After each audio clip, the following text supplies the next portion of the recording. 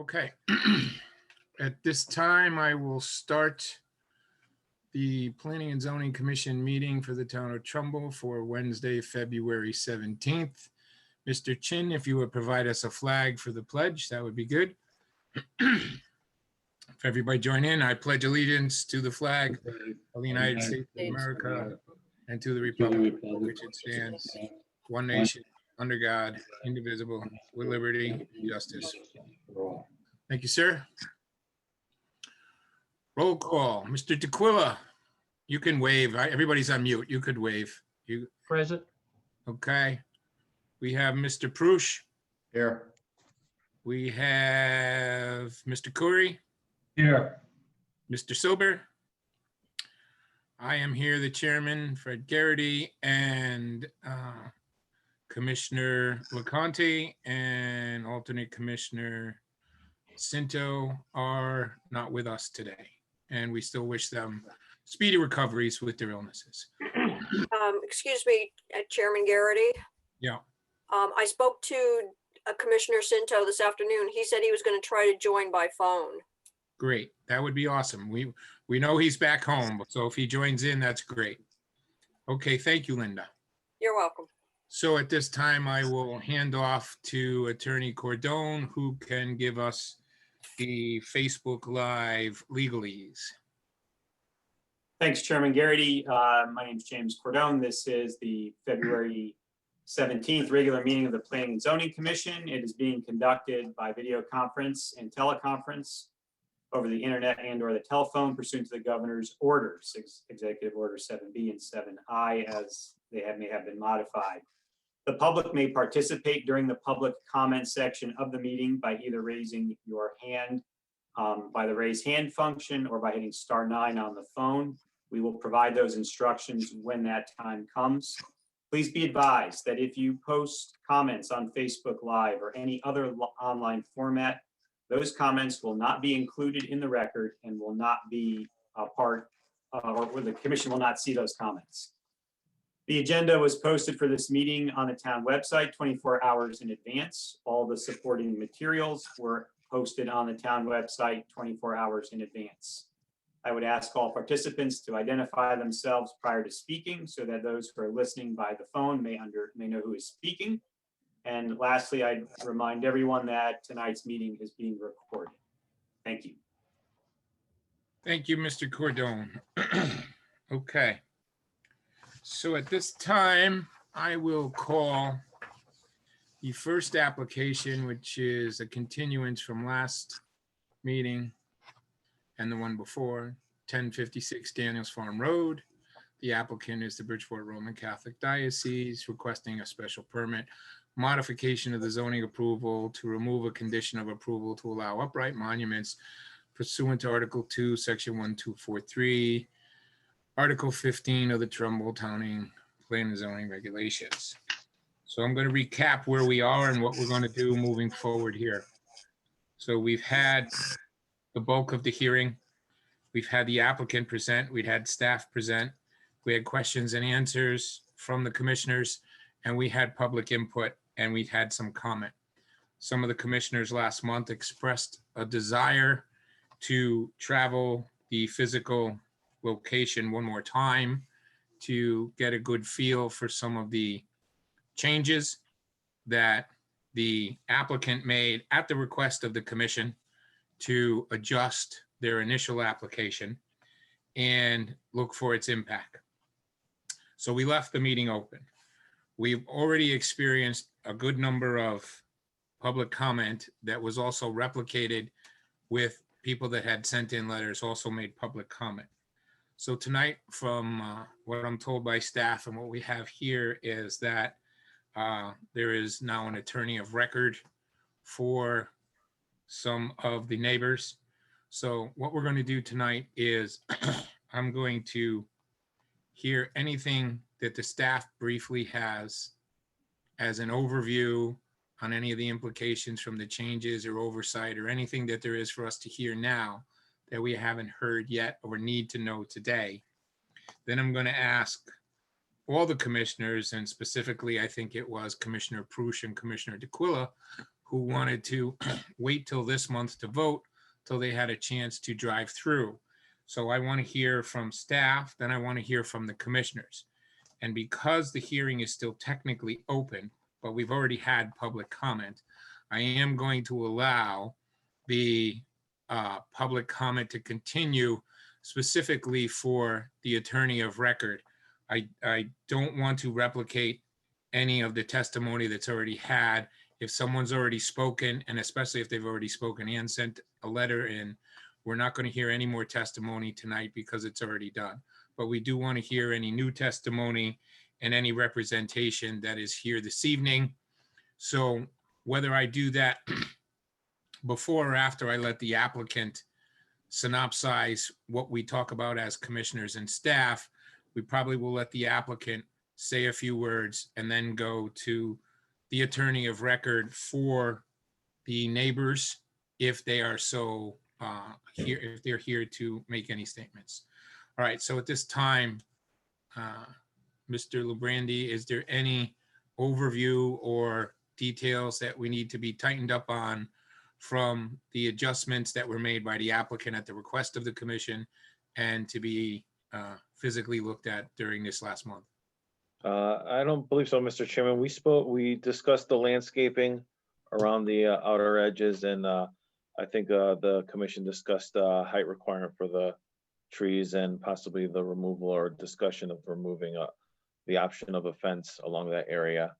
We did get a response from the attorney of record for the neighbors at the 12th hour yesterday around 5 o'clock. So there is new, I don't want to say new information, but there's information now from that attorney that does discuss some engineering wetlands questions as well too. That's why I asked Bill Maurer to be here to answer any of those questions as well too. But other than that, I don't see any changes.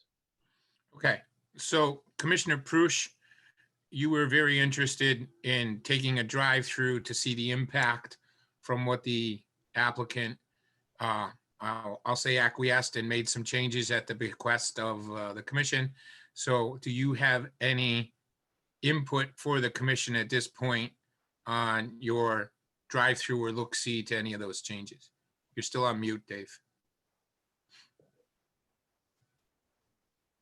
Yeah, the reason I wanted to postpone the deliberation, partly was to drive through again because we had only gotten the new plan like the day before, and we had only heard the public comment that night from the neighbors. So after hearing them, I think it was appropriate to then go and see it a little bit from their perspective.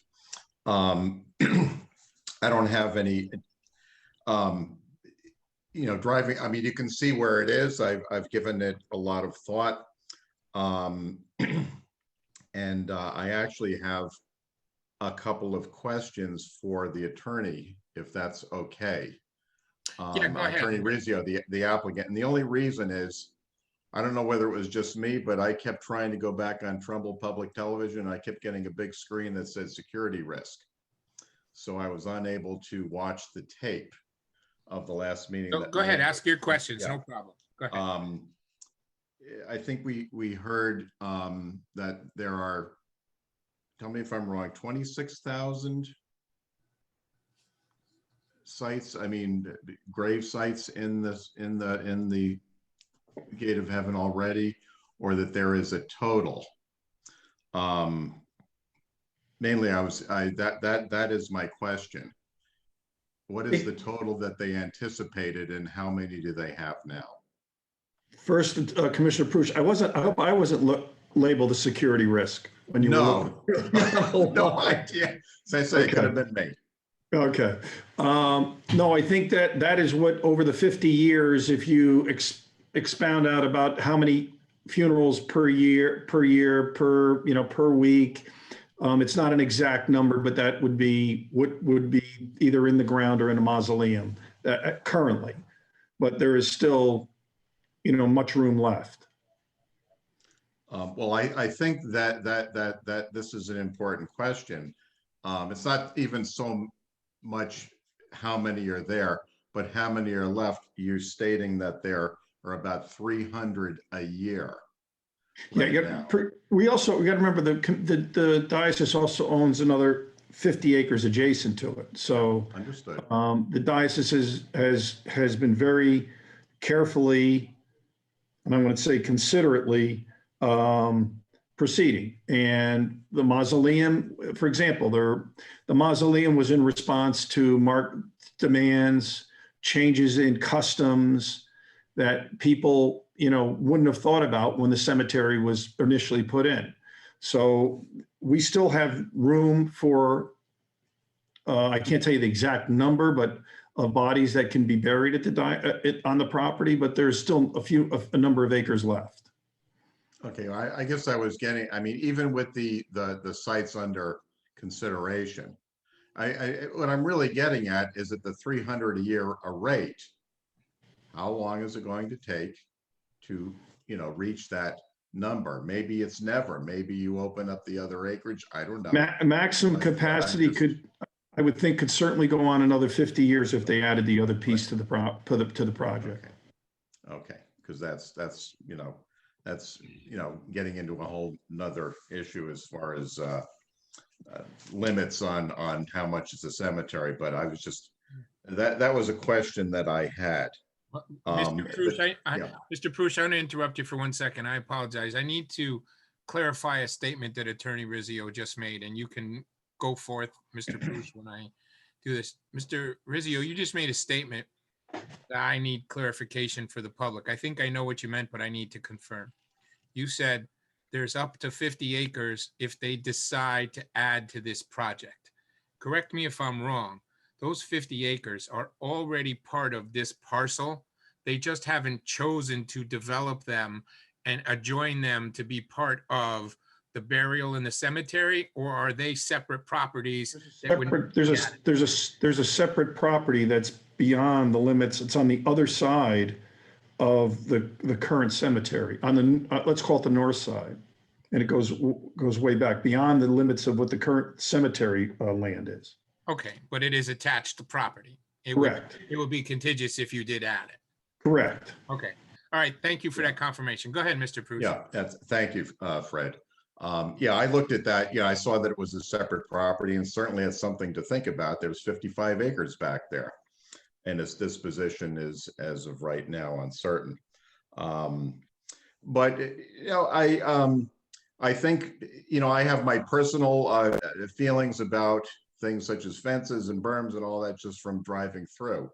But I think that looking at it, I also all I could say, and this is really more commentary, I mean, you don't see anything from Daniels Farm Road. You do see, I mean, I drove down the adjacent streets and you do see the property in the winter. And that's something that I wanted to see, mainly from the properties that border the cemetery area. Other than that, I just wanted to get a better look at the actual land, the slope of the land. We've talked a lot about the drop off from the street, and that was a good thing to see. And also taking the time to, since I took notes, to think about some of the public comment that was made, and then driving through the neighborhoods and going to actually the houses, because they did say where they lived, what their individual situations look like. So. Okay, thank you. Mr. DeQuillo, you also wanted to take a ride through. Do you have comments for us at this time? I have some questions of Attorney Rizzio. We are dealing with a 30-acre parcel of land only with this application, are we not? Correct. And that other 55 plus or minus is a separate parcel of land. Correct. Okay.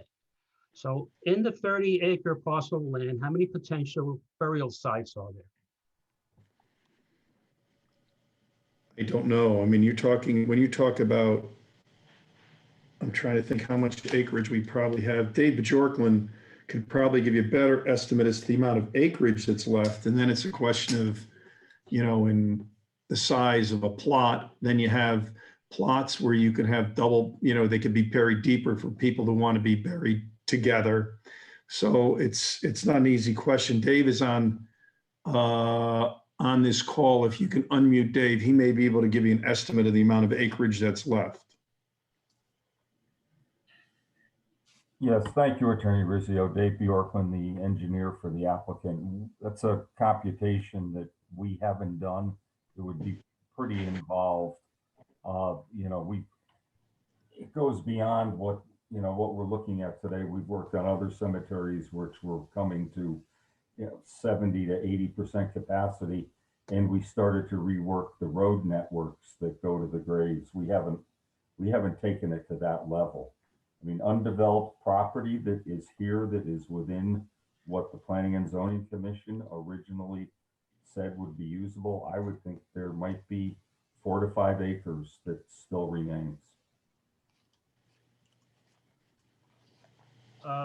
Attorney Rizzio, I guess my next question is what is the number of actual sold sites, burial sites currently? I don't know. Can we find out? Because it's important because I believe you indicated that there were 25,000 bodies buried in this parcel of land? Approximately, that's what we were estimating over the years by the amount of, roughly the amount of burials they had per year over 50 years. So I did not give you an exact amount. I explained to you that that's kind of the way we came to that, around to that number. Doesn't the Diocese of Bridgeport have this information? Like the number of sites they actually sold? I would have certainly asked their accounting department for that information if you had asked me at the last hearing.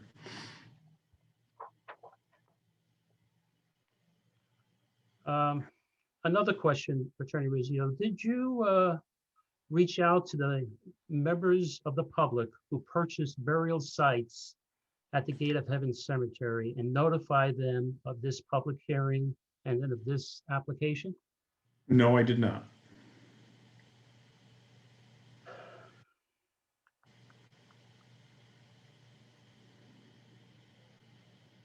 Okay. Well, I think I'm waiting for Attorney Joel Green to make his presentation because of his, I think it was 9-page letter to the Planning and Zoning Commission. I have additional questions on this site. So we'll wait until he makes his presentation and then I'll ask questions. Okay. Thank you, Mr. Chairman. Commissioner Silber, do you have anything to add at this point before we move on from last month's meeting? Well, thank you, Chairman Garrity.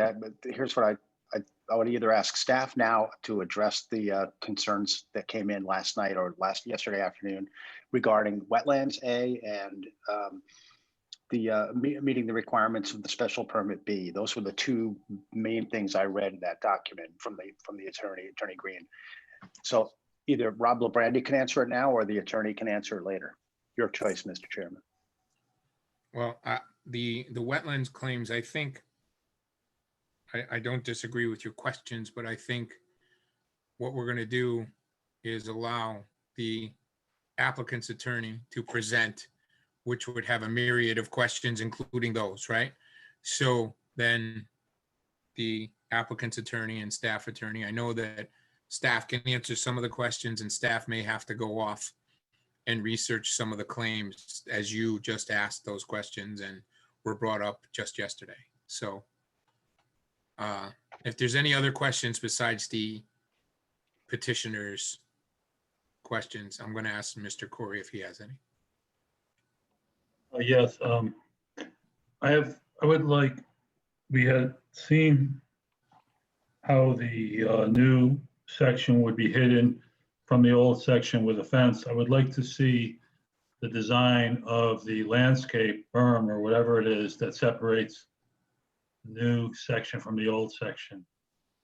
We talked about it.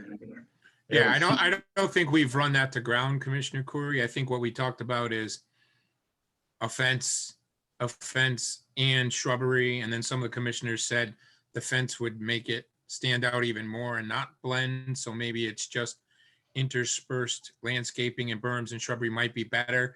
And one of the things that we've done recently, and that you're more than welcome to be part of, is to discuss not in just generality, but some specifics. And then the final blessing of the landscape plan would be through staff and absolutely with your input if you choose to want to be part of that process. I don't feel comfortable voting on this without knowing exactly, because what I felt was that this was designed so that it would not, if you were in the cemetery, you would not see stones. And then so we were going to cordon it off and try to make a tree line that sort of buffered. No, I don't think that's true, Mr. Corey. I'm just saying I don't feel comfortable voting on this. Right. The exact plan. That's all. Okay. That's my only comment. Yeah. So no, I need to correct what you said. You said if they were in the cemetery, they wouldn't see the stones. That's not the case. It's from the street. They wouldn't see the stones. The whole point was that the cemetery is like an open prairie. So if you're in it, I believe the intent was to keep the open prairie look and buffer the new one so you wouldn't see stones. I mean, I don't know the sense in allowing stones in one place and not the other. If you could see, if you're in one part of it and you can see the stones in the other part, to me, it doesn't make sense unless you can maintain the. Chairman Garrity, important to me. I understand your question, Mr. Curry. You can answer in a second, Mr. Silver, no problem. Mr. Curry, I think what we said, if I recall, in the segregation of fencing and shrubbery was to make sure, let's say, for example, in a current open section, it was 1/2 to 3/4 filled, interspersed. What we had said as a commission, I thought we were all in agreement, everyone nodding their heads, even though it wasn't a vote, and the applicant was also in agreement, that if the allowance of headstones was granted, there would be no sprinkling of headstones in an area that is currently designed and already begun with flat stones only. Yeah, that's kind of what I understood. So I'm just saying that I couldn't vote in favor of it without knowing exactly. And in my mind, it has to be separate and you can't see them. So I'm just telling you my position. You guys might not agree with that, but I'm just telling you what I feel. My point of clarification is simple, Chairman Garrity. Thank you. It's just that aren't these issues that get dealt with in the work session? I mean, we're in a public hearing right now. It's something I want to see in the plan so I know exactly what's going in. That was my comment. You don't have to talk. I'm only one person, but that's my comment. I don't want to debate it. Yeah, I'm just telling you my comment. I think Mr. Corey is asking for a more detailed landscape plan to be brought to the work session, and that's fine. He can absolutely ask for that. I understand. Chairman, can I make a comment on that? Because it doesn't seem like we're following typical procedure here. And now, if Commissioner Corey is going to look for, or the commission is going to look for a more detailed landscape plan, once you close the hearing, which I thought we did last time, although it might not have been technically closed, it was opened for the particular purpose of 2 commissioners to go. No, it was not closed.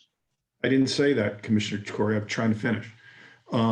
It was held open for those reasons after we've already been through presentation, public comment, and rebuttal. Well, it seems like we're going to start from square one again tonight, meaning that public comment is opened again after it's already been closed.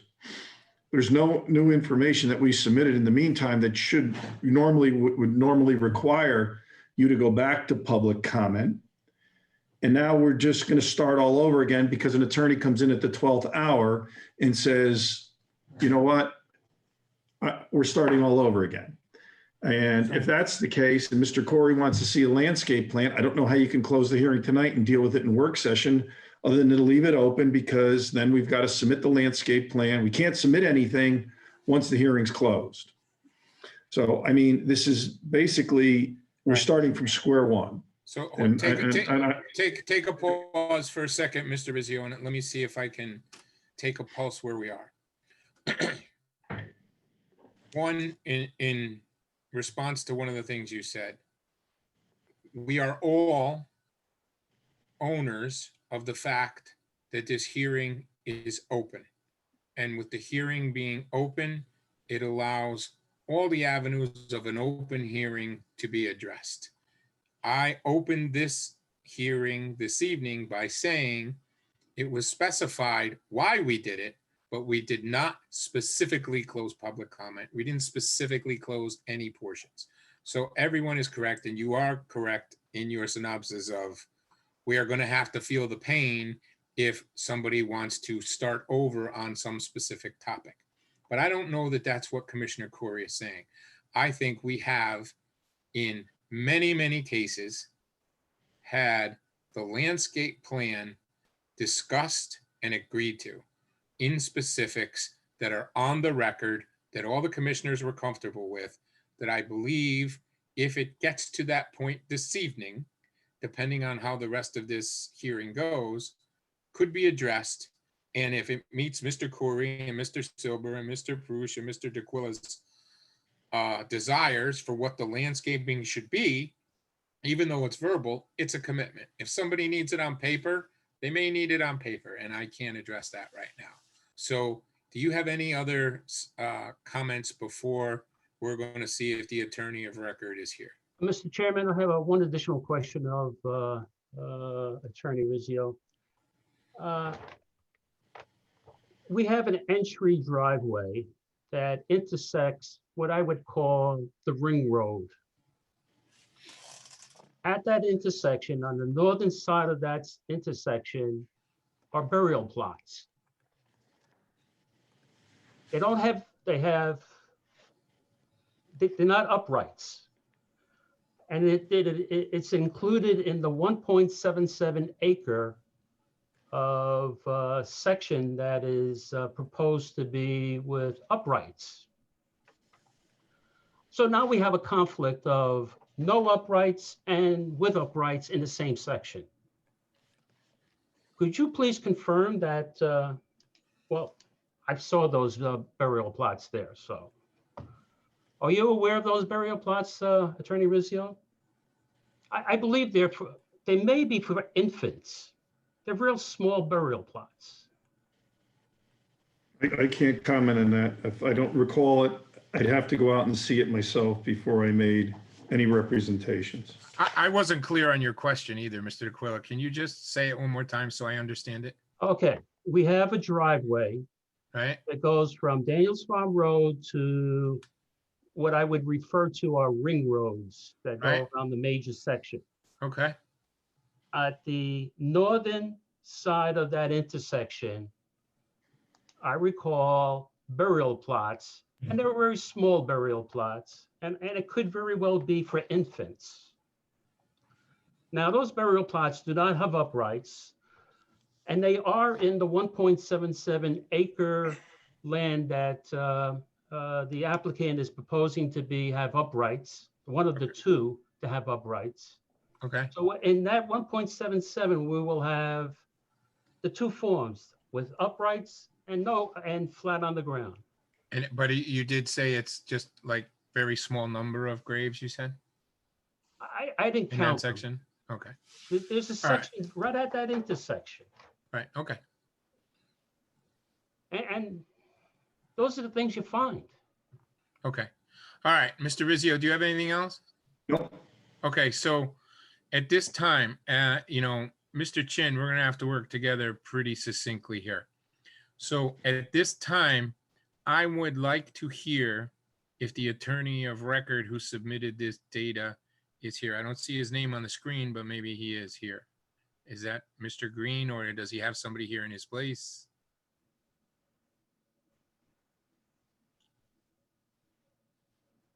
Mr. Chairman, do we know who that is? Mr. Cordone or Mr. Labrandy. do we know if the attorney of record who submitted all this documentation planned on attending this evening? I believe I saw Attorney Green's name on the screen, but now I do not. Yeah, I see it's a, His hand is up. Is Mr. it- Mr. Chairman, I'm bringing Attorney Green into the meeting. Great, okay. Thank you.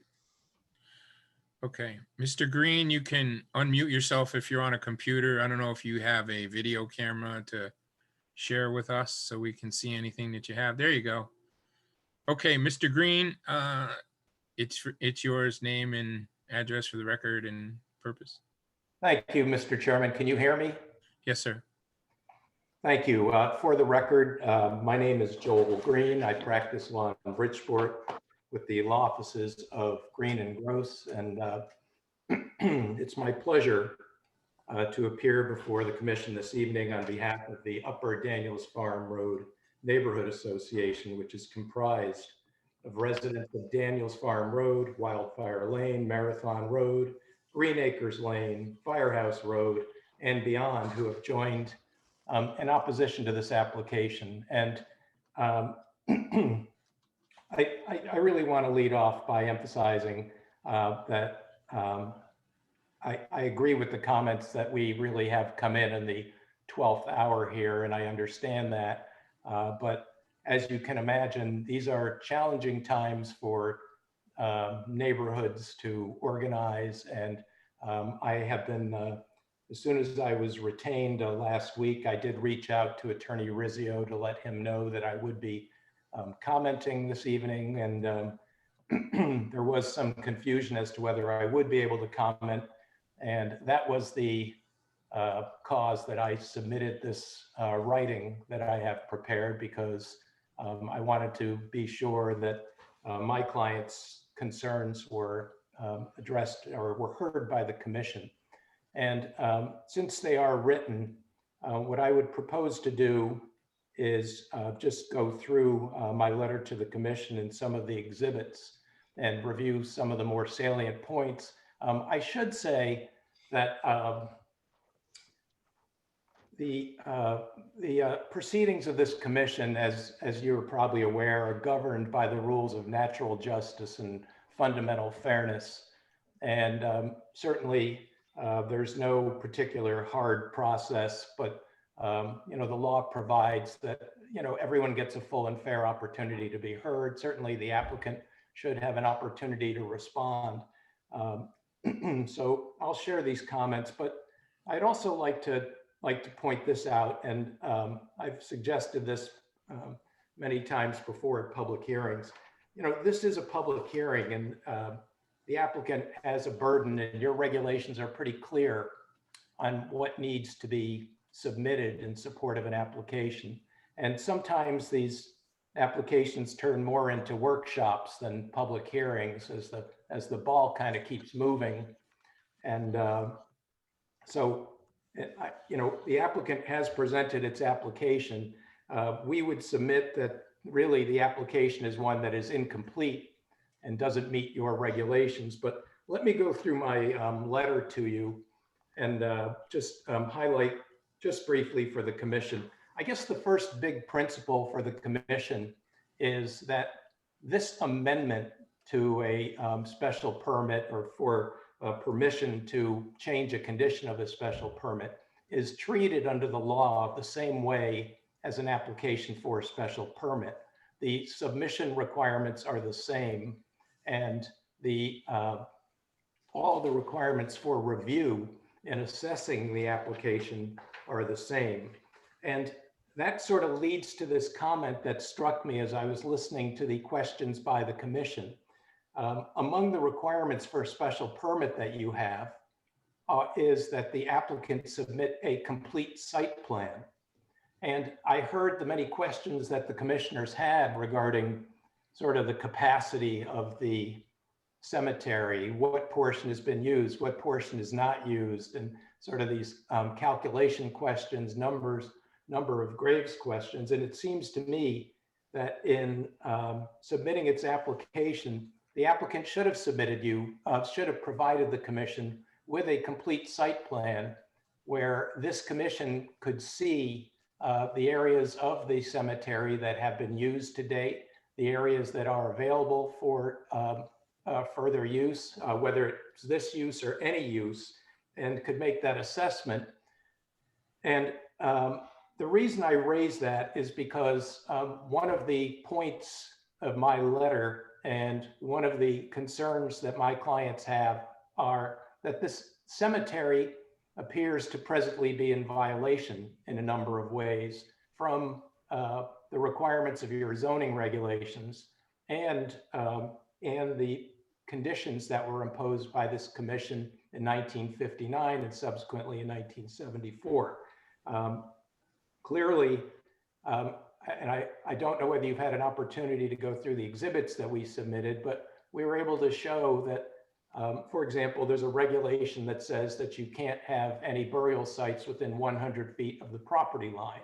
And it's clear that in a number of places in this cemetery, there are, in fact, burials that are out of compliance with your zoning regulation. This question that came up about the fact that the applicant has 50 acres, well, you have a regulation that says that governs the size of cemeteries in a AA zone. And it refers to, 20 acres for burials and up to a 50% area for sort of accessory uses and buffer areas and driveways and that sort of thing. So, and there's also a proximity limit in your regulations. So what that all adds up to is while this applicant may own additional acreage behind this site, the fact of the matter is this site cannot exceed 30 acres as a cemetery, and pursuant to your regulations, you cannot establish another burial site within 4,000 feet. And that is, and I'm looking at, I believe that's L3 in the AA use regulations, and it speaks to cemeteries and it speaks to the proximity. Attorney Green, if you could bear with me for a second. We've had 2 long hearings already, and I want to hear everything you have to say on behalf of your clients. But there is no application before us for expansion. There's no application before us for anything other than the language change. So if you could keep your comments, I don't want to hear throw everything against the wall, let's see what sticks presentation. If you could just focus for what we need to deal with, because then it'd be easier for us to compare apples and apples when we're done. I agree, and thank you for that, Mr. Chairman. I was just addressing the questions and comments from earlier, but I think your point is well taken. So once again, the application has to meet the standards for a special permit. The applicant did not begin to submit to you the requirements for the application from which you could find that no violations exist, for example, or to make other assessments in terms of the standards for the issuance of a special permit. That is impact on property values, for example, pursuant to your regulations. In that regard, the applicant offered nothing. We have submitted 2 letters into the record that offer opinions of the negative impact of the proposed raised headstones on property values. The applicant offered nothing on traffic. And I have to make a comment on this, and this falls squarely to this application, Mr. Chairman. I've been involved in other applications and appeals of applications involving raised headstones in cemeteries, most recently one in Easton. And something that the commission really should understand is that this cemetery has been an established use. And certainly residents who moved onto the streets of the clients that I represent understood when they moved in that this cemetery existed. They understood that it had this volume of uses with flush headstones over the years. They understood moving into this neighborhood that they would be experiencing, funeral processions. And when I spoke to some of them, they admitted that, you get used to it, and it's sort of the status quo that Sometimes you're not going to be able to get out of your street because there's a long funeral procession. Sometimes on a Saturday or a Sunday when you're working in your yard, you're going to hear bagpipes, you're going to hear sometimes speakers speaking, music being played and the like, and everyone accepts that. And everyone accepts that, and it's sort of the status quo. And when you look out your window, you see a meadow-like cemetery. And the point is, in this case, the applicant has not created any basis to justify increasing what has become the status quo and increasing the burden on these homeowners from as many as, I suppose, 3. I think that the testimony was that there's a call a week, and who knows when.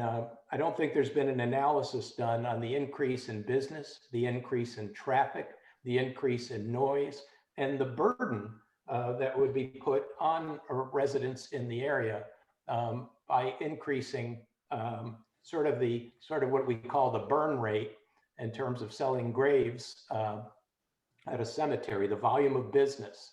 And there is no analysis that has been provided, and no analysis that addresses those findings that this commission must make in order to grant a modification of the special permit.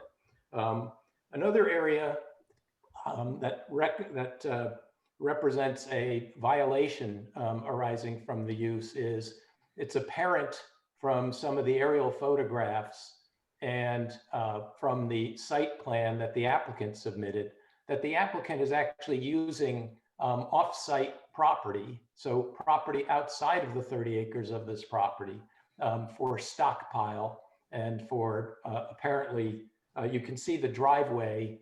There's a fork in a driveway on the east side of the property, and I can show you that when I look at my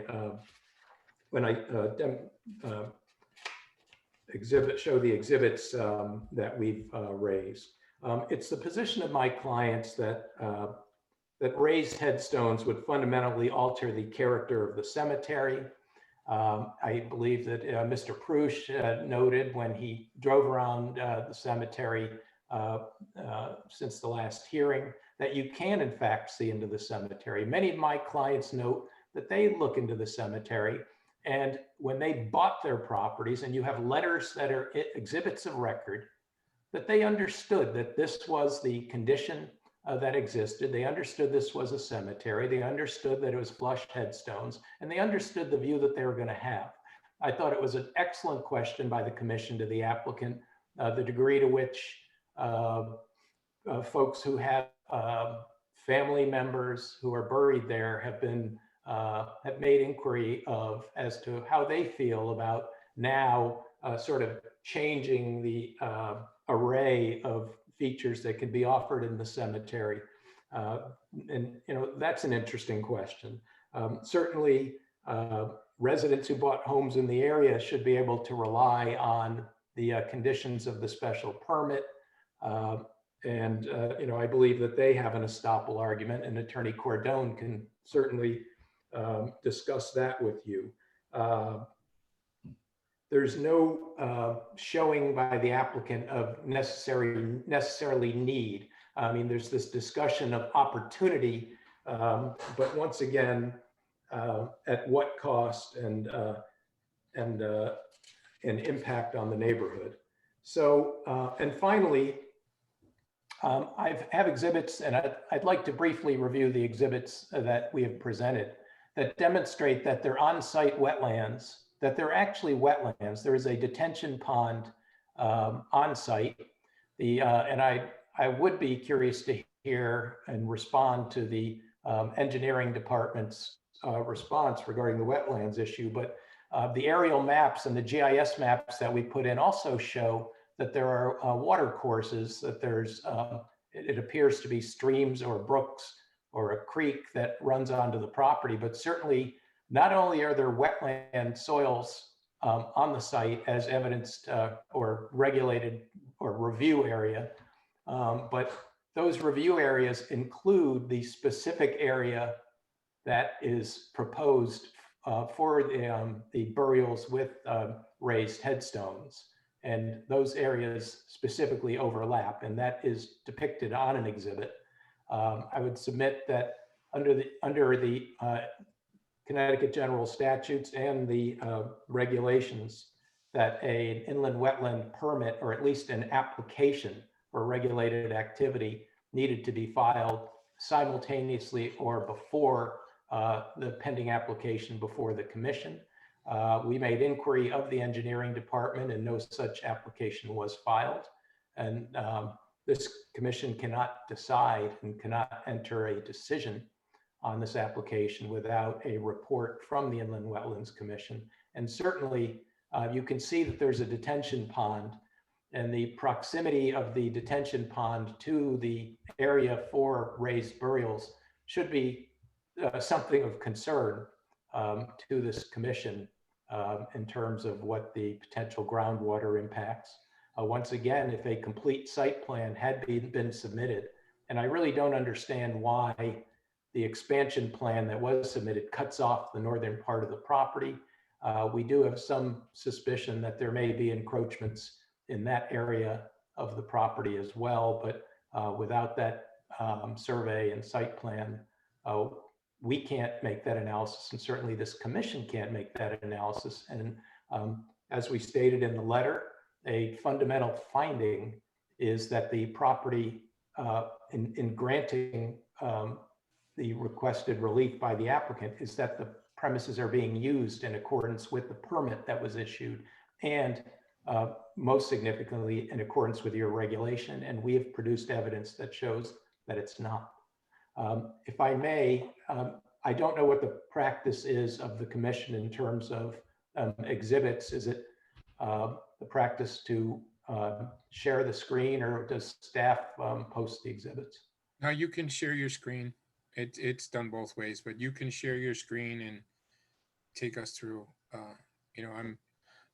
You've brought up some procedural questions and questioned some procedures that I have comment on, and so do we all. I just tried real hard, and I've done really good not to interrupt you tonight. So we're gonna wait till you're done, and you just continue with your presentation. Okay, you can share your screen. Okay.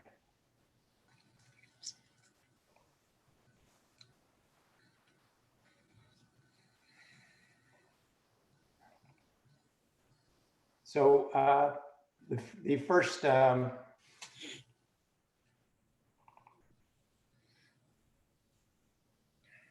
this is a sketch that is taking the Spath-Bjorkland expansion plan, and it's showing the areas. It shows the property line as it was depicted and as it is shown on the cemetery expansion plan, and the setback. And the setback is specifically shown in pink.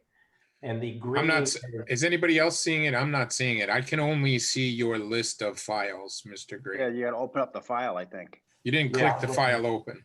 I'm looking at the open file, so just bear with me. You're sharing the wrong screen. Do you have more than one screen? Just one moment.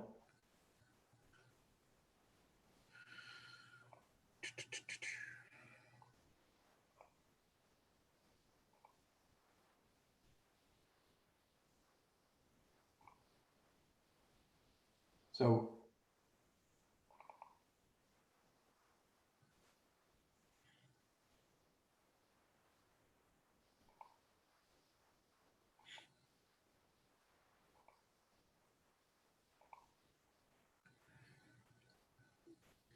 there you go.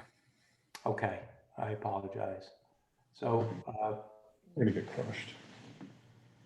So this is, if you're able to see this, this shows the area on the eastern portion of the site. This is actually a sketch drawn on the Spath-Bjorkland plan. The boundary line, the blue depicts the roadways that are in the cemetery. The pink highlighting depicts the 100-foot setback from the property line required under your zoning regulations. The green shows the area that burials are actually located in that are within the 100-foot setback. And the yellow area in the lower right there actually shows the detention pond that I was referencing, that is really right up against the area that's been selected or proposed for these raised headstones. You know, this is still, you know, you're making a great case for a zoning violation, and this relates to they're asking for a language change to allow the headstones. How? A text amendment? Yeah. Well, that's not been requested though. And all we can deal with is what's before us. So,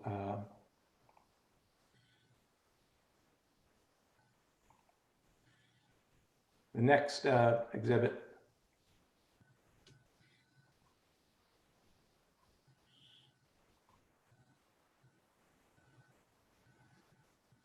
This is superimposing the 100-foot setback. Can you see that? Yes. This shows the 100-foot setback line, and you can see that there are in-ground monuments within the 100-foot area. And so the ring road actually cuts through that second parcel. The ring road, this is the 100-foot setback line, this black line. The ring road is within the 100-foot setback, but it's on the cemetery property. Okay. And this little road here, there's a little forked road that comes off the ring road, leads back to this soil stockpile area that I referenced, that leads us to believe that the cemetery is using off-site property to store or process soil out behind the property. So it's actually conducting cemetery operations on a non-cemetery property, which is a violation of the regulations and a violation of their permit.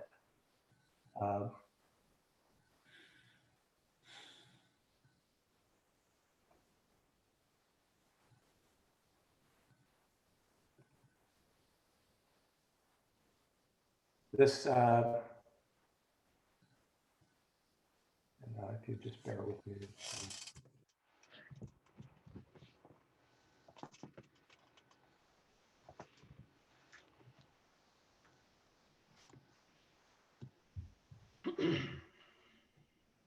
This is a Google Earth aerial photo, and this shows both the ring road. It shows the driveway that I referenced that comes off the ring road that goes off site to this soil stockpile area.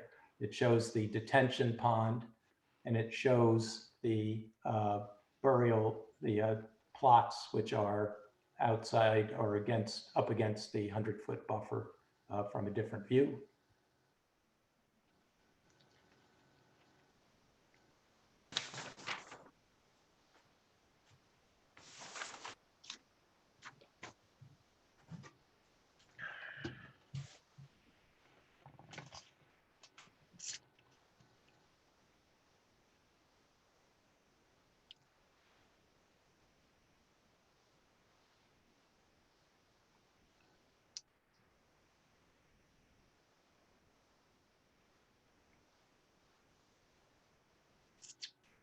And this is the actual site plan. Are you able to see the Griever and Ward site plan? Yes. And this is the original site plan that is highlighted, that shows the actual areas that were originally permitted for burials. You can see that it highlights that area up against the ring road, and this was the original border, the original burial limit line, and it also shows the location of the detention pond. This driveway was obviously, portions of this were never developed. We've also provided the commission, and I don't know, we provided the commission with 2 letters from realtors. I think, do you need to see those, or are those, I'll just reference those in the record. I can read them into the record, whatever the chair prefers. You can reference them into the record. It's fine. All right. So the point is that we provided 2 letters where there are opinions offered that actually go to the criteria that this commission must employ, and basically find that the proposed use won't adversely impact property values of neighboring properties. And I guess the point is that the applicant didn't offer any evidence on the impact on property values. We, in response, affirmatively offered these opinions. And this is not to say that the applicant can now run out and should be permitted to run out and get opinions necessarily, because it was their burden. Sure they can. Yeah, absolutely they can. You can come in at the 12th hour if this meeting is open and you found someone to write an opinion that supports your opinion. They absolutely have that right. I've let you make absolute comments all the way through. There's some that you just can't make absolute. You had the right, so does the applicant. If the application stays open. The application is closed, you are correct. Well, let me suggest this. The applicant, your regulations are very clear on the specific requirements for an application for a special permit. They set forth very clearly the specific documents and specific information that an applicant is required to submit. Right. And there is a certain rhythm, and I know the chair, I know you're very familiar with this, and I may be stating the obvious, and forgive me, but the applicant did not begin to meet the burden of the documents that it had to submit in supporting an application for a special permit. I'm just going to interrupt you right there. I apologize again. I'm not going to disagree with your last statement. And I'm also going to make that statement broad sweeping whitewash on a myriad of applications that come across planning and zoning in this town and other towns, whereas many times something is missing, or something needs to be added, or something needs to be changed, or something wasn't according to Hoyle. I certainly agree with you. It's why there's a human factor involved, and things are postponed and more data is brought. What you're trying to point out, and I'm listening to your presentation, is how much was correct and how much was missing and how much was required at the beginning. Okay. So go ahead. Look, look, in fairness, we were, and once again, I appreciate the opportunity to address the commission. I appreciate your patience at this late hour. But I suppose I would only say to that, Mr. Chairman, that at some point, sort of the pieces stop moving. And understandably, I'm walking in at the 12th hour. Right. I don't have a lot of footing here, but I would submit that there is this notion that the public has an opportunity to comment, and there is this notion that the public has the opportunity to be informed and respond. And so there is this notion that the applicant, and in fact, the executive order of the governor said that the applicant has to submit its materials, I believe 7 days in advance, and the public has until 24 hours in advance of any hearing. Correct. And the notion is the opportunity of the public to respond. And I can give you the practical human factor, which, like you just referenced me, I'll reference you. I would be singing to the choir telling you this because you've made a career out of expanding and expounding on those missteps of not performing those exact steps. So, but in reality, what's going to take place today, Mr. Green, is there's no way in good conscience, because as you said, we have allowed you to be here. We have allowed, and I always try, and so does this whole commission, try to keep as open mind, all information up front, make the best judgments that we can. You've brought up some issues that have absolutely nothing to do with this presentation, and they have to do with zoning violations in some possibility. You have brought up some questions that relate to this application as it stands. So now one of the things that's going to take place is when we're done, any of the commissioners that have a question, they're going to ask you. We're also going to ask staff to also comment. We're also going to see if the applicant has any questions. But because you have asked and presented some need for data or information to be addressed, the applicant is going to have at least one more chance at that. And I doubt we're going to close this hearing.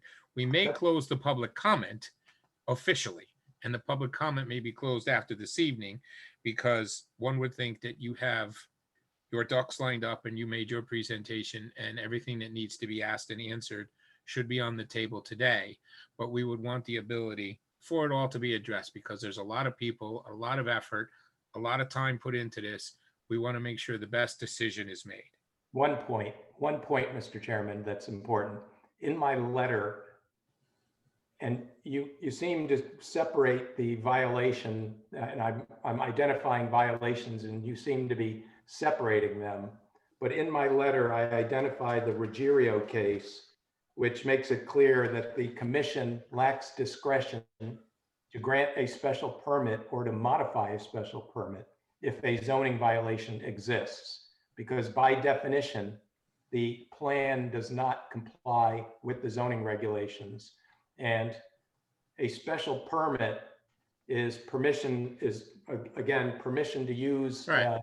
property under certain circumstances. I get it. I know, I understand, and I saw exactly what you presented. You presented that they have burial plots within 100 feet of the property line adjacent to their own other property. Right. So that is probably part of the complication. So that's going to have to be vetted out by staff and a clearer understanding. You've made your point, and it's going to be vetted. And I'd like to just finally, I'm showing two exhibits. This is the GIS map that shows the wetlands. The purple areas are the wetlands. As you can see in the southeast corner of the property, there is a extensive wetland that includes and connects to the pond that is shown there. And you can see that it actually goes inside the ring road. So that, and I would really welcome comment from engineering staff, but this was what the GIS system Yeah, showed. I'm going to ask Mr. Moore if he has any comment on that right now, but this is also going to be one of the other comments that we're going to have to address and come back with. Mr. Moore, any quick comment on the wetland comment from Mr. Green? Well, first of all, the wetlands mapping that you're referring to is not an on-the-ground mapping. That is all done by aerial photography, and it's only approximate. I would like to see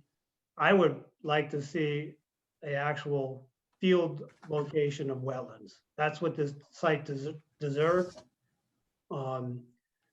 If there is site disturbance within the upland review area, it has to go to wetlands. So you need a comprehensive site plan. May I just make a comment? Yes. Go ahead. There, as you can see from this map, and I'm showing can you see the GIS map that I have up? Yep. This pond, I've shown you this pond on aerial photographs. I've shown you this pond on the Spath Bjorkland Cemetery expansion plan. This pond is literally a couple of feet from the boundary line of the area where Ray's headstones is. This pond, it's a detention pond. Yeah. So yeah, your purple overlay does not match the Google Earth picture that I observed in preparation for this, because the pond does exist, and it looks like it's a good 150 feet from the ring road in its existence as a pond. That purple outline does not match the Google Earth picture. So I'm going to stop you. Please don't comment any further on this. It's going to be addressed. So let's move on to the next topic. That's wetland soils, Mr. Chairman. Right.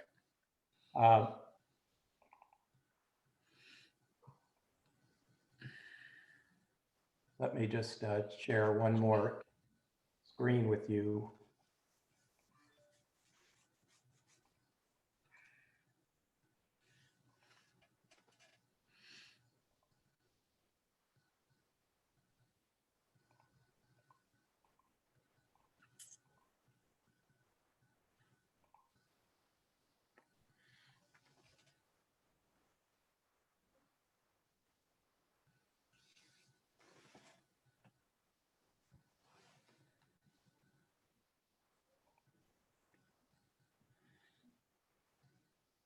Can you see the aerial again? Yep. This pond, Mr. Chairman, if you look at the cemetery expansion map, this pond is right up against the edge that where my cursor is right up against. And I'm saying within 10 feet of the edge of the area that's been dedicated to raised headstones and the review area for purposes of wetlands. And I think that wetland staff can certainly verify that it's 100-foot setback, 100-foot review area that would require wetlands review. And it's clear that the burials involve excavation, and it comes within the definition of a regulated activity, excavating soil. And I have dealt with this in other towns that have the same regulations under the Connecticut Inland Wetlands Act. And these do count as excavations of soil, and they are within the regulated or upland review area, as it's called. So basically, I think it's all summarized in my letter to the commission. But once again, I just want to emphasize sort of this is economic opportunity for the applicant, but really for the residents, this is about the quality of life. This is about the very protections that the special permit process was designed to protect. And that's neighborhood character, neighborhood property values, traffic, undue congestion, undue traffic, undue noise. And it's fine every once in a while to not be able to back out of your driveway because there's a funeral procession. And that gets to be, once again, sort of the normal way of life. But when you start increasing the volume of business and allowing those kinds of changes, it's oppressive. And it really doesn't, I don't believe that in the fair exercise of the discretion vested in this commission. And by the way, there's a Trumbull case that deals exactly with this that I know Mr. Cordone is familiar with. These are sort of findings that the commission has to make. And I would suggest that the commission really cannot make in supporting the proposed amendment. We urge the commission to deny the proposed modification, the proposed amendment. I'm available. I know that the commission has questions and I'd be happy to answer them. All right, I'm going to go around. I just tell the commissioners that if there's any specific they want to hear from Mr. Green or Mr. Rizzio, let's keep it tight and specific because we are going to move this on to the next meeting. There's just too much research to be done by staff. So, Mr. Silver, do you have anything to add or question before we make a motion? Yeah, just a couple of things. And I'll be succinct as you asked me to. Attorney Green made a point of saying the applicant had a incomplete application and had a burden of responsibility to make it complete. But I want to know whether Attorney Green, when you say you have two opinions from real estate agents that this affects property values, I'd like to know where I want something empirical. I think two opinions at the 12th hour, and this is like the 12th time somebody said 12th hour. Two opinions is not enough for me. Right. Yeah, right, what? Yeah, no, I agree with you. Go ahead. So the other thing is, this is to staff. If this is in a wetland or an upland review area, it strikes me as a full stop. It's got to go to wetlands. Two, if I think I understood Attorney Green to say that the rules for a modification of a special permit are the same as the rules for the original special permit. And I think the point you were making was if it's in violation of the original special permit, then modification of a cannot go forward as well. And I'd actually, this is either staff or Attorney Cordon for that question. Thank you, Mr. Cordon. You just cut off on the last part there. He asked for verification on Mr. Green's statement that if a special permit is presented and they are in violation of a previous special permit, they cannot have a special permit granted if they are currently in violation. I think that is a possible consideration. We have to look at the regulations specifically. I think there's been a lot said tonight, and we need to keep in mind that this special permit was initially granted in the 1950s. So the current zoning regulations did not exist in any capacity in its current form. It was modified in 1970s, which again, the zoning regulations and then didn't exist in their current form. So, whether it is or is not in violation depends on what the regulations were at that time, what the conditions are. And I have not looked at those in any detail, but it is worth saying that it would be a consideration for the commission. Thank you. Anything else, Mr. Silver? Nope, that's it. Mr. Corey? No? Okay. Who else? Mr. DeQuilla? To be very honest, I spent a lot of time reading the 9 pages of Attorney Green's submission. In fact, I read it 3 times. And every time I read it, I find new things. And I can't get my arms around this fact that somebody didn't realize that we didn't go to inland wetlands. Who dropped the ball? Okay. Well, Who's accountable for this? That's I have to another. make a decision on this. We're not here to berate staff. No, We can I just will. ask the question. No, I will. No, we're not going to I'd like berate to staff. know who is accountable for this. We have just heard from staff. They are going to go verify the wetland claim. We will find that out. Next question. In the 19, just a second. Chairman, can I just add one quick thing for Mr. No. Because I want to. No, please. I understand. Just, you're going to get your whole shot. Mr. DeQuilla, keep going. The 1959 approval, there should be a 450-foot setback from the road to the cemetery proper.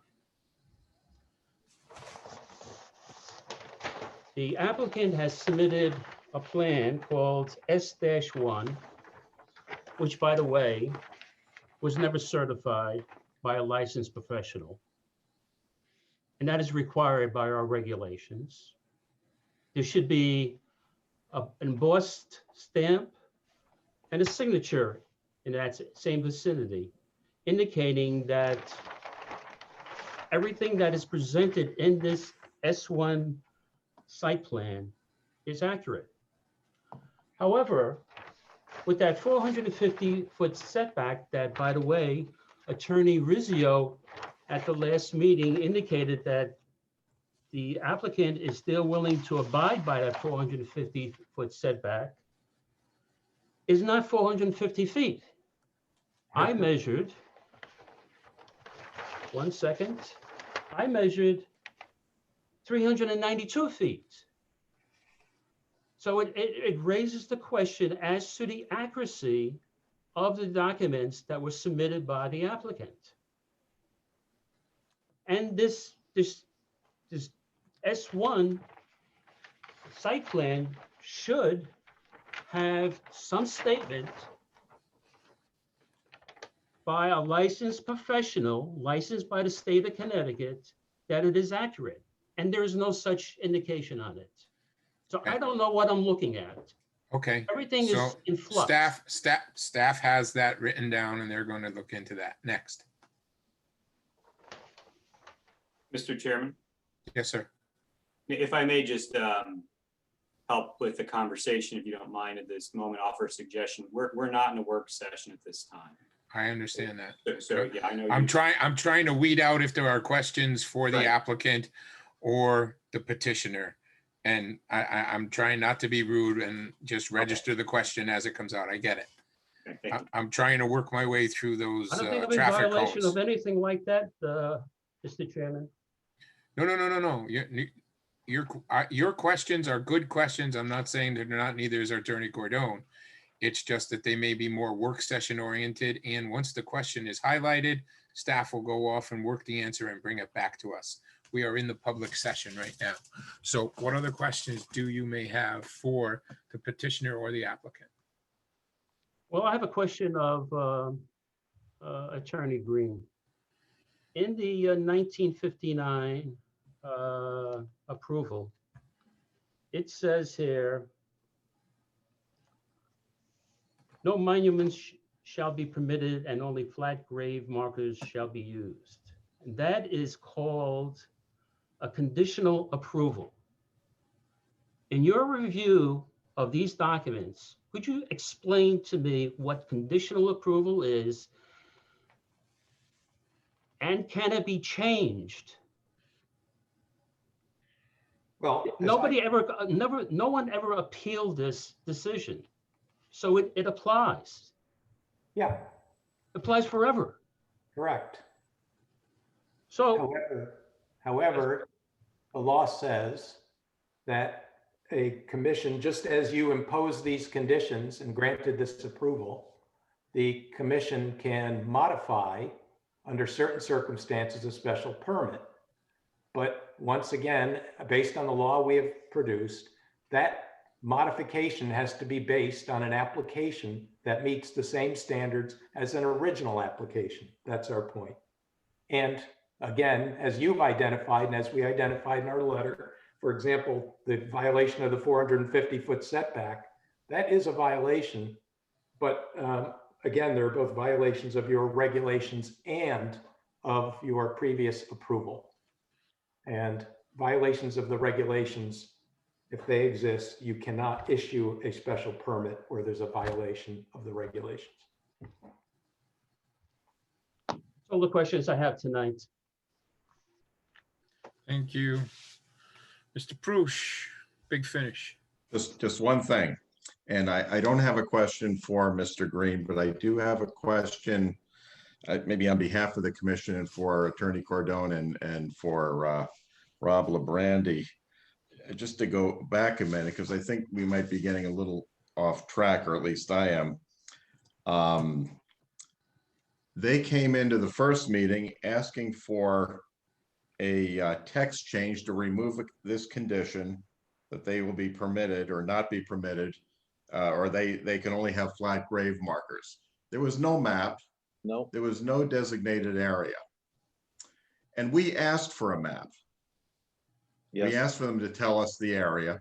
So they came back with this map, which is really a design. It's really a general, it's a courtesy in a way to the commission to say, well, this is the area we're thinking of. If they're into a wetland area, well, they're not going to be able to do anything there. Or they're going to have to come in with a real site plan or get wetland approval or something like that. But what we're really talking about is the change to allow monuments and not even the extent of the area where it would go. And I just want to make sure I'm clear on that that's really what we're talking about here, is the change.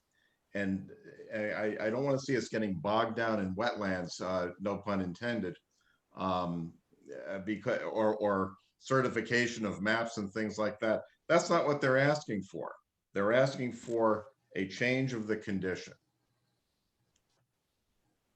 That's Yes, my question. The commission discussed a specific area to put these, and I think that's when the plan started to come in. Right. You know, we got the plan, the day before the meeting again last month too. So, this started more as a, I don't want to say it. It was solely a special permit through the process of removing a prior condition of approval. Then the commission looked a little further into it and said, if this is a possibility, then we should look at a specific area. And then the applicant submitted those plans for a specific area. Okay, so, but has this request then extended to the specific area, or is it still a request to change the condition? And where they go, or the extent of where they can go, either needs additional approval or something like that? We are still in the middle of this application. You can use any sports metaphor you want. What you just said, Mr. Prush, is the goal line. When we come across with all these final decisions, that would have been one of them. Are we going to limit to the areas that they presented or not? So that is a good question. I would say from what I've heard and watched, there has been no hard coding yet. There has been a presentation because of our request to say, don't sprinkle headstones with the almost completely filled flat stone areas. So as staff just said, that was their response by presenting those drawings. Mr. Corey, you had your hand up first.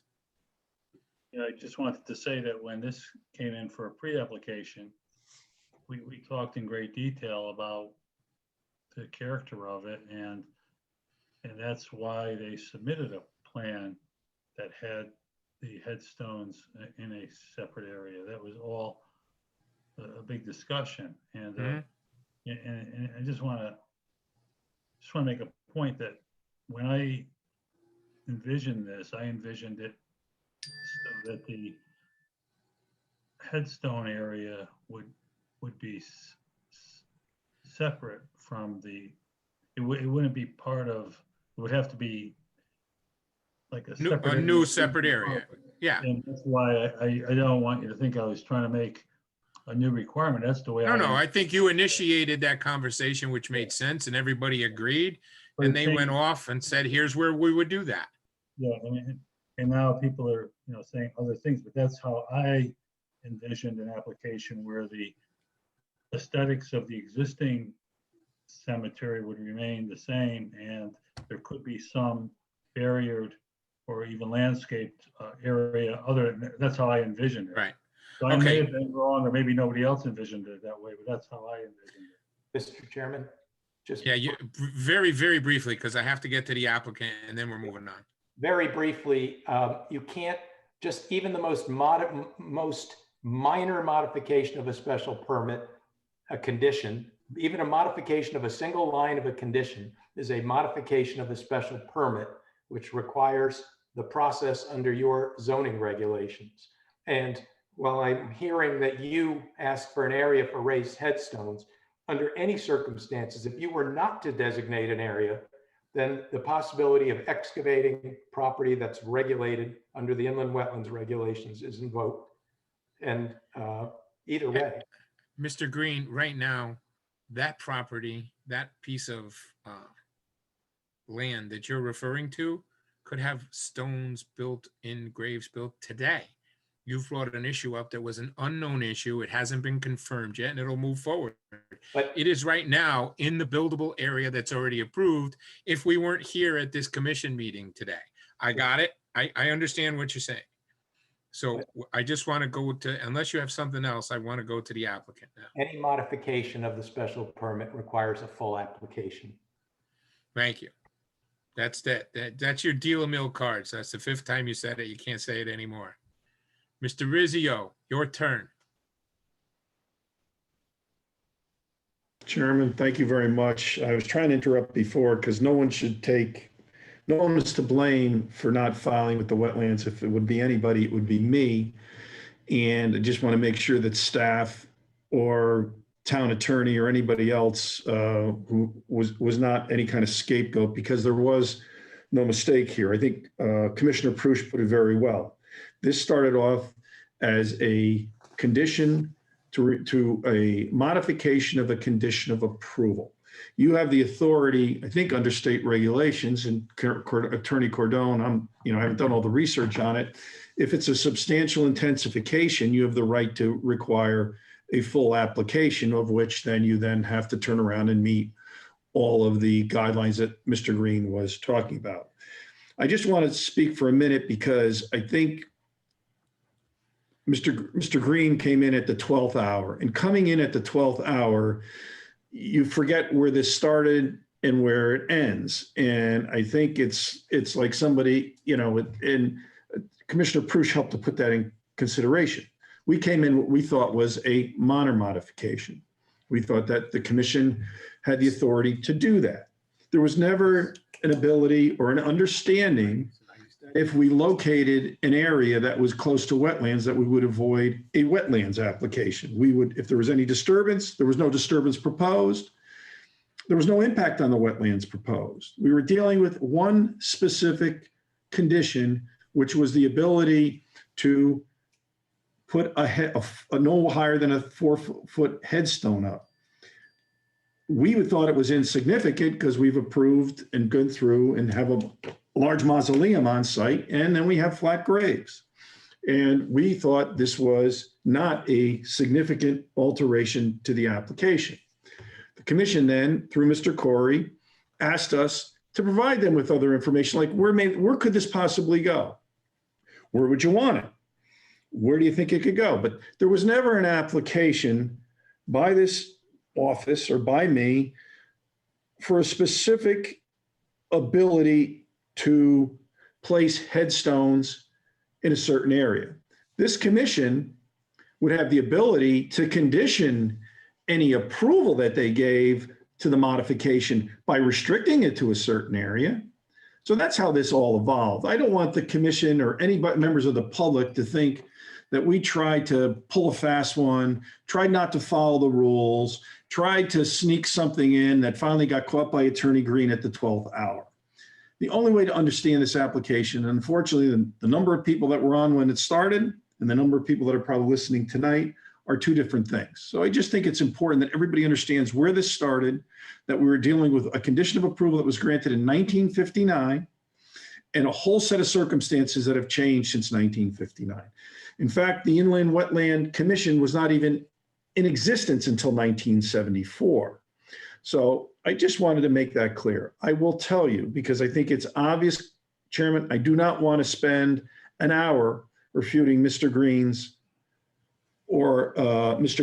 comments. I did, in case the commission did submit, I have a letter which we talked from a very respected realtor that I've submitted to Rob Labrandy from Jeff Wright, that basically says in an existing, I'll sum it up, or Rob maybe can post it, basically just says that in an existing cemetery where the headstones would be buffered, and it's been in existence for 50 years, it would come as no surprise nor have any impact on any future or current property owner with regard to value. Mr. Wright's been a very respected Trumbull real estate broker for the last 30 years. And that's just what I came about in the last 24 hours. I mean, it was almost comical for somebody to say, if you're going to if we were going to build a new cemetery next to a neighbor and put headstones next to their property that could be visibly seen, I understand some of the letters.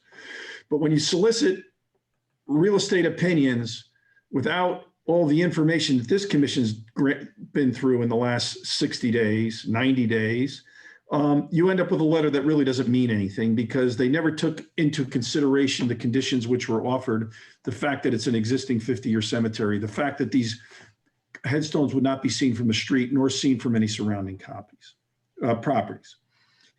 All that being said, Chairman, I respectfully request that we can hopefully that this matter will be, that I will have an ability to perform my rebuttal at the next hearing. I don't want to open this up again and continue to do this again, but frankly, to get all this information, the day before, I would like the ability to respond and have my rebuttal at the next hearing. There may also be some staff and town attorney reviews to look at that. Thank you. Fine. Linda Finger. Linda, are you there? You're on mute. Yes, yes. Do you have in possession a list of speakers from last time? They should be listed in the minutes from last No, month. I cannot be the verifier because what I'm going to do now is I'm going to ask if there's anybody from the public who says something new to add, who has not already submitted a letter and who has not already commented. So I want to be able to say, if they've already commented, we're moving forward with anybody who has not commented publicly or mailed in a letter. Because, you know, last time we were gracious and we did what we needed to do and listened to the public, and it went on for quite a period of time. We've already been an hour and a half on this. I want to be able to verify that the person who's asking to speak has not already spoken or sent a letter in. Okay, if you can give me a couple of minutes, I mean, I have a listing of people who sent in the letters. I don't have the list in front of me of the Okay. people who All right. spoke. I can get Mr. that. Chairman, I have the list. You do? Okay, good. If it's all, right, so- it's all all right. 53, 53 on the letters plus whoever spoke. I want to try and get through this because after this evening, public comment is closed. We are going to continue the hearing, but we are going to close public comment after tonight. Point of order, Mr. Chairman. You have a public hearing. You cannot restrict you have to give the public an opportunity to be heard. That's a statutory obligation. Thank you for your input. At this time, Mr. Chin, we're going to go to the public and we are going to ask anyone who has not sent a letter in or who has not already spoken publicly on the matter. If they have something to add, we do want to hear what you have to say. Please electronically raise your hand. Mr. Chin will let you in and you state your name and address for the record. Mr. Chin, is there anybody raising their hand? Yes, Mr. Chairman, I'm bringing him in now, Mr. Foley. If there's anybody else who would like to speak who has not previously spoken. Okay, Mr. Foley, name and address for the record, please. And you have not spoken or sent a letter, correct? Yes. Thank you. Go ahead. Correct. Yeah, 2500 Huntington Turnpike. Okay. And yeah, my thought is that my two loved ones are there. And when I saw this at the last moment in the paper, my heart broke because I thought the term prairie-like really meant, you know, whoever said that on your commission was exactly right. And it just broke my heart thinking that you would do something like this. To me, it was like putting artificial turf on Fenway Park or something that's so precious, sacred already in a way. And I just wanted my 2 cents heard. And I could understand what the neighborhood association is doing. And I think, you know, I applaud you for giving people the opportunity to speak at the last minute. Great. Mr. Gary. Okay. Thank you very much. Mr. Chin, anybody else? Yes, Mr. Chairman, Mr. Marcus. Mr. Marcus already spoke, so let's hold him and then we're going to see if there's anybody else. Okay, if there's anybody else who would like to speak, please press the raise hand button at the bottom of your screen. If you're on the phone, you may press *9.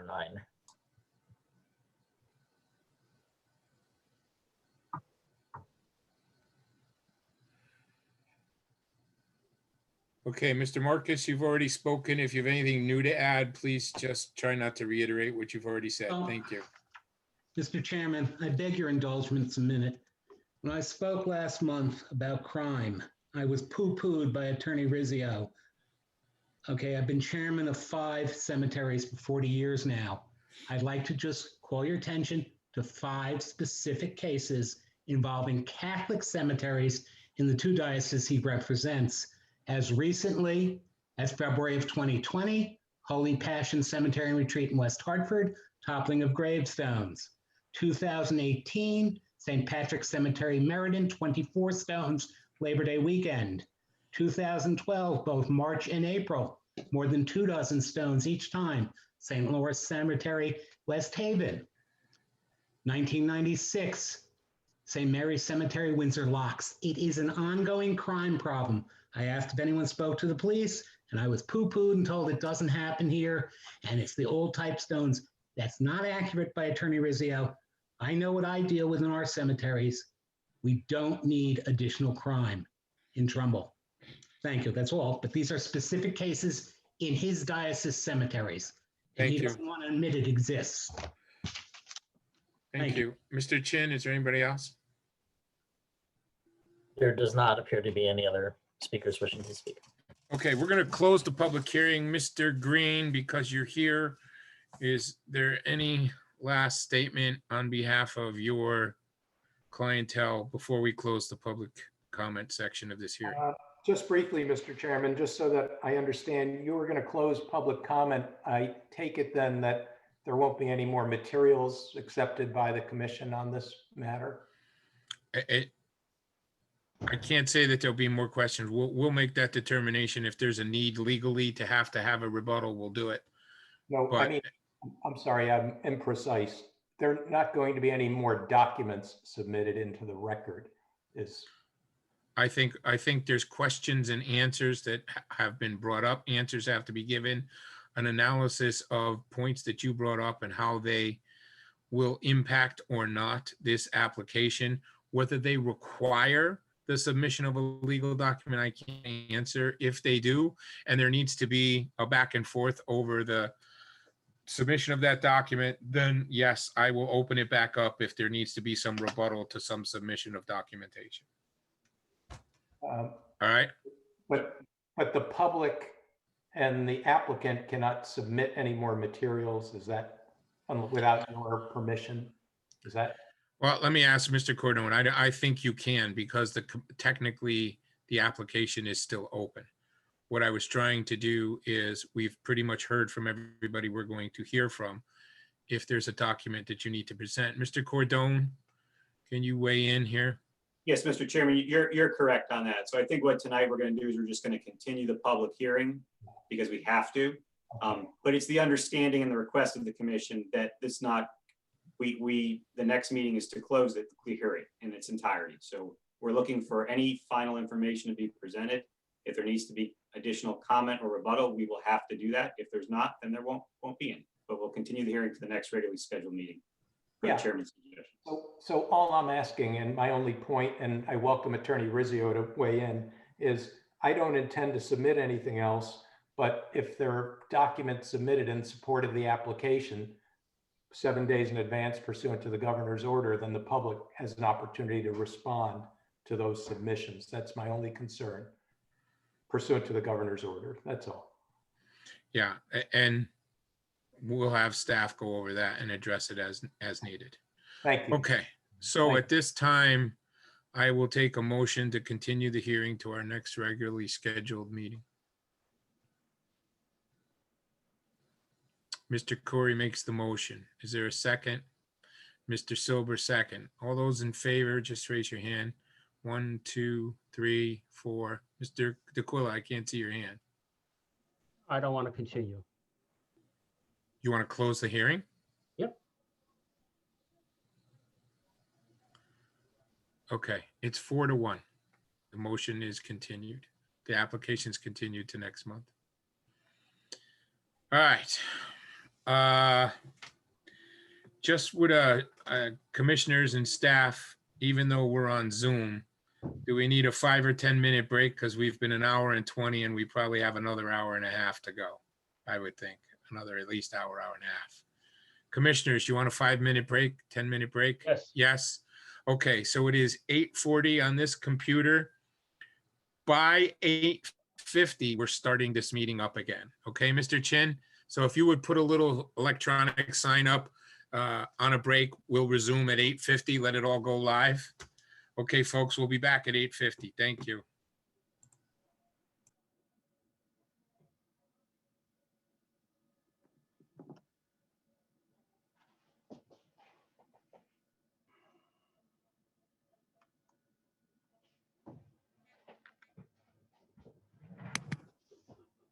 Anybody on? I'm just testing my audio. Can you hear me? Linda, hi. Can you hear me? Yes, we can hear you. Okay, sorry. I had never done this Zoom meeting from this application, so I just wanted to make sure I didn't get it wrong. I needed to unmute. Thank you. Sure thing. So at this time, I will open the meeting back up for Wednesday, February 17th, Planning and Zoning Commission, Town of Trumbull. We will hear application 2, 42 Tudor Lane. Applicants Philip Recchia and Yang Huang Gotti are requesting an accessory apartment pursuant to Article 2, Section 1.17A of the Town of Trumbull zoning regulations. Public hearing is continued from the last meeting on December 16th, 2020 and January 20, file 2017. Staff presentation first. Thank you, Mr. Chairman. Tonight, I also have Doug Wenz, our zoning enforcement officer, here with me as well, too. As you know, this application was continued to the last month due to there was some concern about a business that was being run out of the property. We did our inspection and everything seems to be corrected as of right now. So that's why this application is coming in front of this commission, because we feel that during staff's inspection that we're okay. You saw no violations. Yes, correct. No violations seen. Okay. So for the rest of the commissioners that may or may not have known, there was a zoning violation for a business operating out of this particular home at the same time the request for the in-law accessory apartment was made. Subsequent violation was made and neighbors made complaints and pictures. I believe there was an admission and attempt at correction. Staff went out, and when staff was there, they saw no evidence at that time. And they are back before us to ask for an accessory apartment on this property. Mr. Wenz, do you have anything else to add to that before we go to the applicant? He's on mute. Oh, well. Can you unmute him, Bill? There you go, Doug. You're unmuted. Okay, Mr. Chairman, the planner and I went out this morning and took a look at 150 Main Street. It appears as though he has a storefront. I'm not sure, quite frankly, whether he is operating out of there or not at this point. But right. It's up to the neighbors to tell you. Right. Whether so thank you. One of the things I discussed when this was brought up in the pre going over the agenda is that staff cannot attest to the complete correction. It is the neighbors, as you said. You can only say that you did not witness any violations while you were there, correct? That's totally correct. Right. Correct. Okay. Totally. All right. That's the phrase. That's 150 Main Street. Where does that fit in? Well, the applicant's going to, apparently the applicant, I'm going to let him present, but the applicant did have a business running out of the home and has purchased a storefront on 150 Main Street. I believe it's in Monroe, not Trumbull, but Thank you. that's what they're doing. Okay, so for the applicant who is here to present, can you unmute him? There you go. Yes, can you hear me? Yes. Okay, thank you, Chairman Garrity, for having us this evening and considering our application. Also, thank you, Linda Finger there. I see her for the first time, for guiding us through this process. What we have the application in for is, in the most literal sense, an in-law apartment. This is Jesse, my wife, Jesse Recchia, Philip Recchia, 42 Tudor Lane. Lived here nearly 6 years now, and it kind of hinges on her mother, who lives with us now. Her mother, Jesse, is originally from China. Her mother is from China. When we have 2 children, one 11, Sophia, a daughter, and one Matthew, 6 years old. When Sophia was born, like many Asian parents, grandmother wanted to come over and help. Gladly, we were living in New York City at that time, gladly agreed to. Jesse's father at that point was still alive. Jump ahead 4 or 5 years, about a year into us moving here, her father died tragically of cancer at a young age, 50 something, 56. And over the years, her mother has decided to live here permanently. We looked for another condominium, a whole house. It doesn't seem normal because she wants to be with the kids. She serves as a nanny. And now during, coronavirus, it's hard to find people and it's a tight family, but she also does want her own space as, for longer term, her apartment, full functioning in-law apartment. And that's essentially what we're applying for. Okay. I think you need to attest to the business you were operating under violation and the correction, because this application is complicated. And, we had suggested that it be put on pause because there's no way we're going to grant an expansion of a home that is in violation conducting business operations. And so I'm just going to ask you now, you need to address it or it's going to come up after. That's fine. Actually, it's not as black and white as you would make it to be. We're not running a business out of our home per se. We have anybody in the public or the commission can go to jjny.us, jesseyork.com, jjny.us is the website that kind of explains. I won't bore anybody with the global cross-border trade, what's going on in the world right now. But if you know Alibaba, anybody familiar with Alibaba? It is the world's largest retailer. I notice Bill is shaking his chin. The world's largest retailer, bigger than eBay and Amazon combined. And when we founded our company, which is a women's fashion, cosmetics, you know, some men's fashion, but basically apparel, lifestyle store about 10 years ago while we were in New York City. We moved here about 2 or 3 years into it. So about 3 years ago, they started live stream shows, which is essentially home shopping network, you know, on the phone. Women, in the simplest of terms, mostly women, but men as well. In China, all Chinese customers, all watching live on the mobile device, a show, length 3 hours, 4 hours, which is essentially a fashion show. My wife is kind of on a mini level, kind of a Martha Stewart of China, or kind of a budding Martha Stewart, and she has fans who, you know, they like what she wears, what she buys. I mean, they want, is a fashion blogger, like a vlogger type of thing. But they're live shows, literally, and you need that long period of time during which the customers can buy. So they are literally, and if you go on our site under Get the App, you can sort of see the app in action and what we do. So we have operations now in Wenling, China. We have a warehouse there with a studio on top. We have operations in the Tanger outlet mall in, if anybody knows Foxwood, they actually give us space there for free in a vacant space because I think we brought in like $700,000 in virtual dollars last year, which means that if in the old, everyone's been to the outlet malls and they see a busload of Asian women coming in, right? And there's what, 60 women, even 10 buses at 600. On our shows, the average viewership of browsers is 35, 40,000. So it's much more efficient than to, you know, for them just to buy live in real time on the app. And a lot of times our shows are done, it can be done anywhere. We've literally been in the streets of Paris, Shanghai, high-end retailers, did a lot before the pandemic hit. And you can see this on our site as well, under the partner brands. Yeah, you got to help me here. Rather than an infomercial for your whole business, just explain to me the part where there was product coming in and out of your home that caused the violation. Okay, well, I'm going to defer. Also on this evening is our attorney, Nate Ship, in there, and our architect, Colin Healy.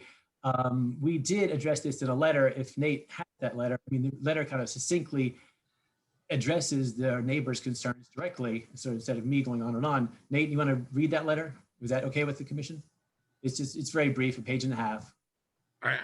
It's your presentation on how you are no longer in violation because we have objections that are going to be read as well. I understand. Nate, you pulling it up? Bear with him 1 second. Mr. Chin, I think you have to, there you go. Yep, Okay, so this is, it goes back to what, September date? Sorry, okay. September, we're on September of last year. Re-speaking the letter that was addressed to. Yes, the neighbor's attorneys. Okay. Yep. So I'm saying on behalf of my clients, Philip and Jesse Recchio at 42 Cedar Lane, from Connecticut, please note our response to your letter of August 26, 2020. I'll actually go to, as for operation of business, the Recchio is on Jesse Jang, New York, JJNY, a fashion shop that operates and goes on to describe it. They have a warehouse in China as well, and where they also do webcasts at Tanger. More than 2 years ago, as you may be aware, political tensions between China and the US began escalating, and they impacted the global retail sector, including the type of cross-border sales in which they engaged. That in turn somewhat curtailed their regular business travel, necessitating that they more frequently work from their home office. March of this year, as you're not aware, COVID began sweeping our nation, prompting many states, including Connecticut, to enter lockdown mode or shelter in place.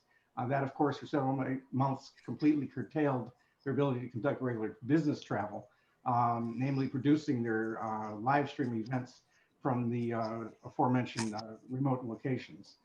They were also forced to produce these events from their home office several times a week, as well as have some of the sample products features on those shows delivered to their homes. So the makeshift webcaps have not been an ideal situation. Just as the other talk show hosts, of course, we've seen. Meanwhile, they've recognized that having more professional facilities located closer to their home and corporate office park setting would help immensely in the event that CV-19 lockdowns become protracted or return from time to time. They've been looking for such facilities, ideally in Trumbull, ideally with a wired fiber optics system or live stream for video production as well.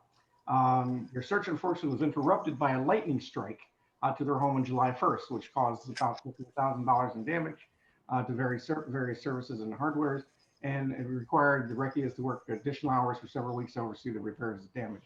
Then they had a tornado sweep, tornado causing further damage to the property, which in turn took up additional time. And the letter then at that point says if all goes well, they hope to sign a lease in the facility in the coming weeks. And we were hopeful that people will bear with them until they can temporarily until they can relocate to a commercial zone before year end.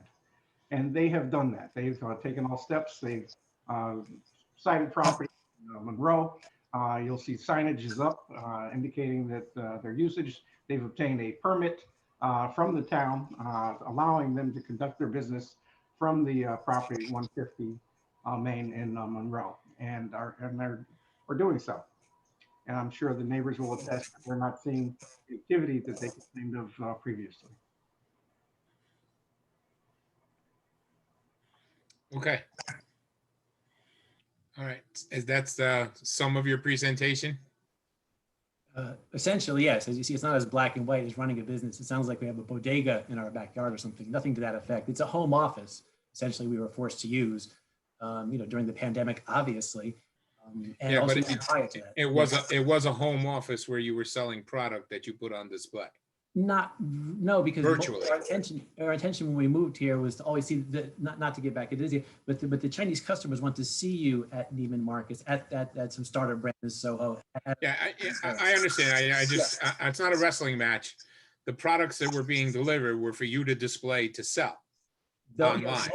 Yeah, they were product samples because a lot of the brands, once they understand that, we're big sellers, they want my wife to try out the cosmetics, the scarves, the boots, all this stuff, and it just comes.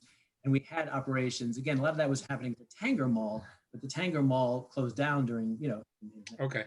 And it was really just a matter of bad timing with the global scenario. And even we learned of the complaints from the neighbors. We were planning to do this anyway. So, but right in the middle of the pandemic, it's hard to go look for real estate. So for the commission, Mr. Lebrandi or Linda, do we know if Mr. Kelly is here or somebody to speak on behalf of this letter, or are we just going to read this letter into the record? The opposition letter. I do not see him on there. I think somebody raised their hand, so I don't know if that's someone. Do we have anybody named Kelly in the audience waiting to come in, Mr. Chin? Chairman, Dan Angeloni raised his hand. Is he from Owen Santa Cola? That's where Kelly is from. Who is it? From the Mr. Kelly is from offices of Owen China Cola. Oh, okay. So I don't know if that's a representative. I'm not sure. Well, I'll bring him in. Okay. Yeah, no, I don't want to hear from the public before the commissioners yet. We could ask. You could bring him in, and we're just going to do a quick ask. Quickly Googled him. He's an attorney. Okay. All right. Unmute him. Mr. Angelone, are you here to represent the opposition letter? Can you hear me? This is Ryan Kelly. Oh, good. Okay. Sorry, I don't know. All right. So hold on a second. I'm going to ask you to read your opposition letter and just give a quick summation, because I do want the commissioners to be able to ask questions of everyone. All right. Sure thing. So you know what, Bill, can you mute everybody except Mr. Angeloni? There's bad feedback, even me. Go ahead, Mr. Angeloni. Okay, so good evening to the commission. My name is Ryan Kelly from the firm Owen Shine and Nicola here in Trumbull. My firm represents Janik and Helene Markovici, They are the residents of number 45 Tudor Lane, the not the immediate next door neighbors of the Recchias, but the one house over, but next to that, their property faces the Recchias property. I've previously submitted 2 letters of opposition in regards to this accessory apartment, one on December 15th and one just yesterday on February 16th. Similar reasons. The one on December 15th, I don't know if you want me to read the whole thing or just want to quickly summarize it. Summarize the one from December and give us the full detail of the one from yesterday. Okay, so the December letter essentially was an objection based on the fact that there was the ongoing violation. Our office had sent a letter to Attorney Ship, or excuse me, to the Recchias regarding the violation because of all the deliveries that our clients and other neighbors had noticed. Unmarked trucks, things like that that were not normal residential vehicles numerous times a day. We did receive that responsive letter from Attorney Ship where he indicated that the Recchias were looking for a commercial space. But then we had consulted with our clients after that, and they had noticed no difference in the deliveries, the amount of deliveries and the number of times it was happening. So that's why we had filed the objection. That was really the main gist of the December letter. Regarding yesterday's letter, it's similar. Our clients, after we consulted with them, once we received the pictures from Attorney Ship regarding the new commercial space they've told us that they've leased. I was talking to them about the deliveries, and then they've indicated that now the deliveries have slowed a bit, but now they seem to be making deliveries up the street to a local park and then shuttling the deliveries from there to the house in their normal cars. So it doesn't appear that the deliveries have really stopped so much, but more just being done in a different way to avoid more scrutiny. We did make an additional argument about the size of the accessory apartment, but that doesn't really appear to be. It doesn't appear to hold much water after talking with Doug more in depth and learning the formula that's being used. So we're not really pursuing that as an objection so much as just the deliveries being continued. Okay. All right. So your synopsis is deliveries are continuing to the home and they are using an alternate location near their home and shuttling packages in. Okay, got it. So at this time, I'm going to see if the commissioners have any questions for the applicants. Mr. Tequila, you're on mute.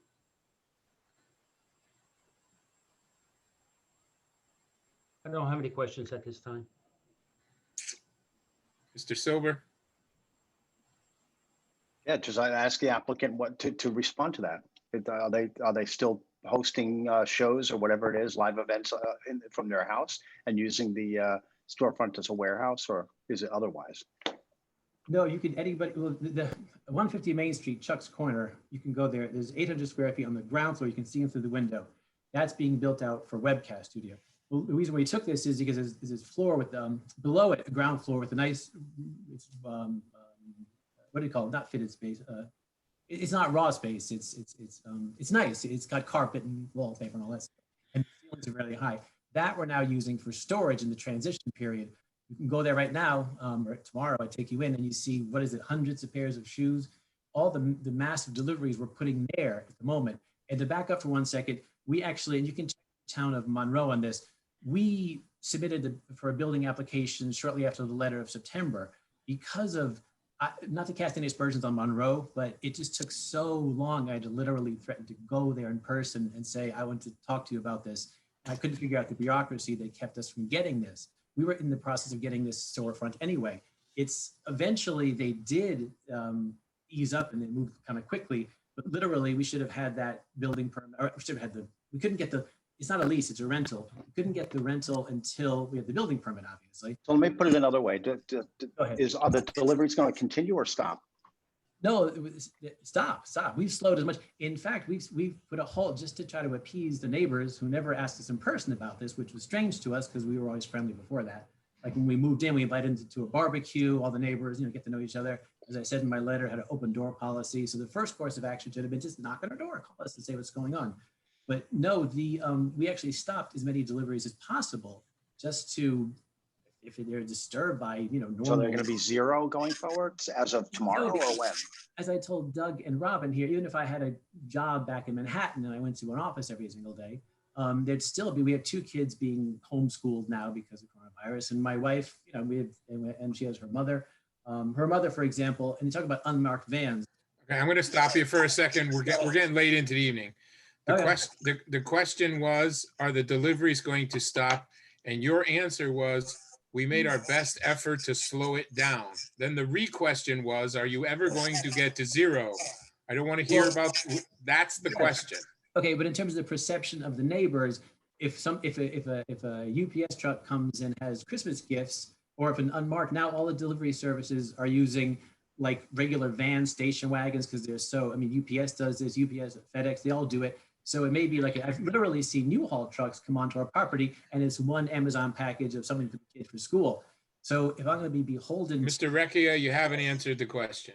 Well, no. Okay. In terms of deliveries for our business. In terms of your business receiving package deliveries at that address. Yes. That is the question. That is all stopping. It's stopping. It was stopped to the extent we could. Right now it's stopping. Not. Stopping when? We got it. I'm done. Tony, he answered it. We're good. We're good, Tony. We got it. Okay. Next, Mr. Corey. Mr. Corey. Did someone, are we going to get an explanation of the in-law accessory apartment as part of this presentation or no? It's not required. It meets the regulation. The apartment itself meets the regulations in the build out. The need is irrelevant as long as it meets. Is it an add-on or is it the existing? There's a drawing. If there's a drawing, isn't there? It's an add-on, right, Rob? Yeah, Colin Healy is here for the architect. Yeah, I'm Colin Healy. I'm the designer, and I have the whole presentation available. If you'd like me to share a screen, I can take you through it quickly. Yeah, that was at the beginning when we said, do you have your presentation? And he said he was finished, but go right ahead. Certainly, thank you.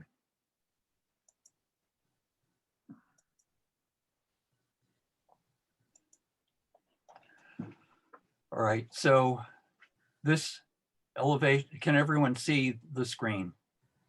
Yes. Okay, so the drawing on the left-hand side is the front elevation of the existing home. And the drawing to the right here shows that there's an addition to the left of what is now the garage, which enters from the end of the house. And so we would build the addition here. We'd move the garage doors to the front of the house, which requires some landscape work. And so this is the floor. Can you go back? Can you go back to that? Yes, certainly.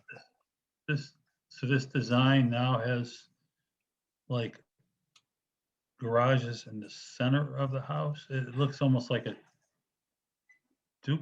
duplex now. It's supposed to maintain the appearance of a single family home. The garage is located in its existing position. The only thing that's changed is the doors. So the doors are in the front of the house. The entrance, which is by regulations not allowed to be seen from the street, is on the side over here. I'm just saying that this does not look, to me, it no longer has the appearance of a single family home from what I see.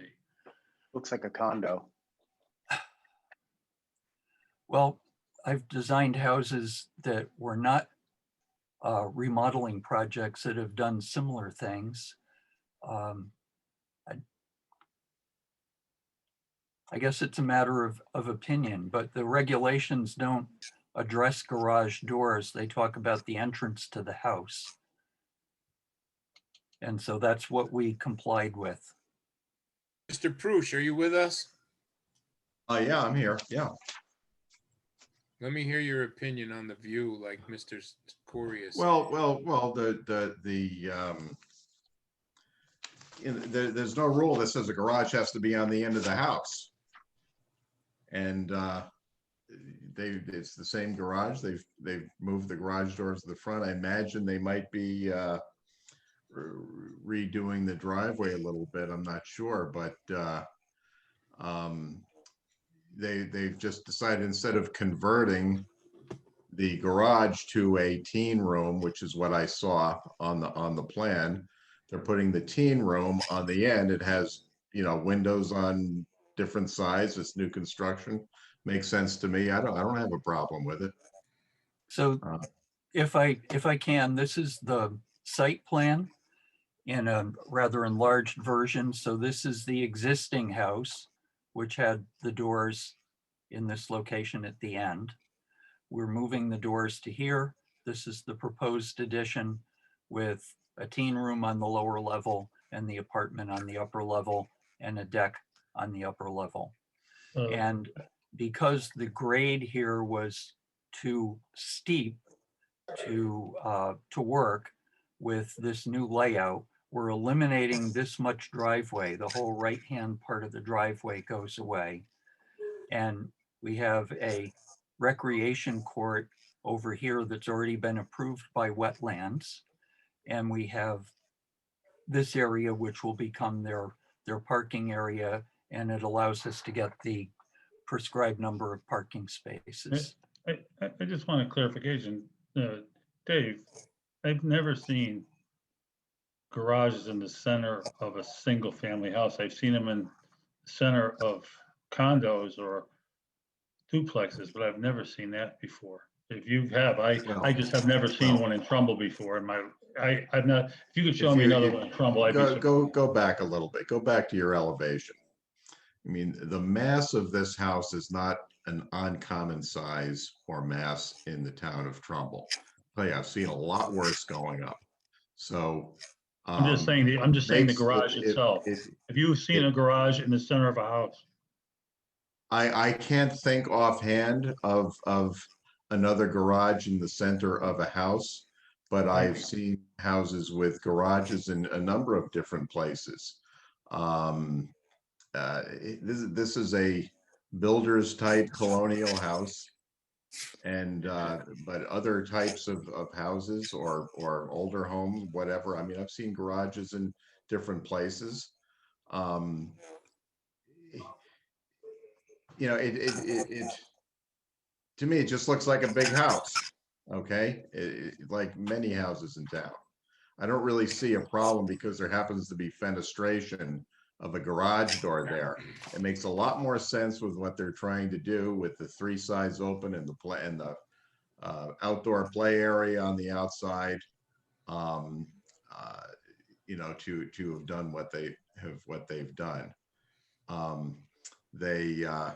I don't know what the site is like. I don't know what the landscaping is like or anything like that. Can we see the rest of the pictures? Can you click through them, please? Yes, certainly. So this is the floor plan of the existing house. You can see the garage here. And this is the second floor. This area here is a family room that's accessible from the kitchen half a flight up. And the four elevations of the house look like this. Obviously the front, right, rear, and left. This is the side with the garage doors. We've already looked at this plan, and I will jump forward to the plans of the building. So the cars would pull in here instead of from the end. The lower level has a stair that goes to the upper level. The entrance is on the left-hand side of the building. And this area is for recreation, study, ping pong table, that sort of thing. And then the next level up is the family room, which, as I said, it's accessible from the kitchen. And there's a door from the family room that takes you into the apartment. So the grandmother can come back and forth as she wishes, but she has her privacy. And again, we have the stairs down here. This is the bedroom, and this is the public space with the living room, kitchen, and a little place to eat breakfast and a deck. the other elevations of the house.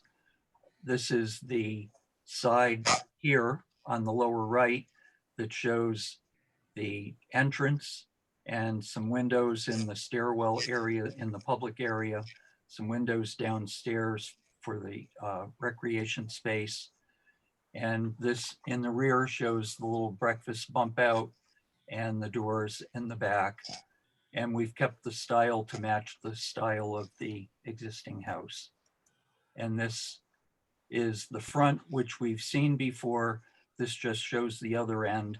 The other part of this project, which is not part of an application, it will be when we go for a building permit and get zoning approval, but we're extending the front door area to make a mudroom. So the existing comes straight down here, and this little area will be added on. That's not technically part of the accessory dwelling unit. I have more, but it's all sections and more engineering related things.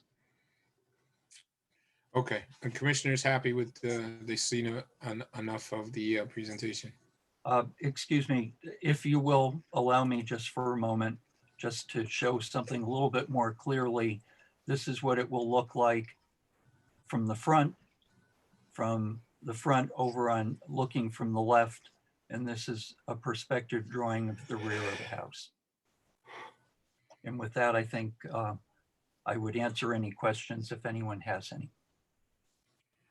Okay, you have to unshare your screen so I can see the commissioners now, please. Okay, thank you. Mr. D'Aquila, any questions? Not at this time. Mr. Prush? Oh, no questions. Mr. Sober? Questions? Mr. Corey? No, the only question I had is the majority of accessory apartments, especially for in-laws that we've seen to date, have the living quarters on the first floor. Yours seem to be on the second floor. And you've described accurately your business is a 2-floor business, one for storage and one for studio. So I'm just kind of wondering how that's working out, why the living quarters are on the second floor. Is that so it's at the level for the main house?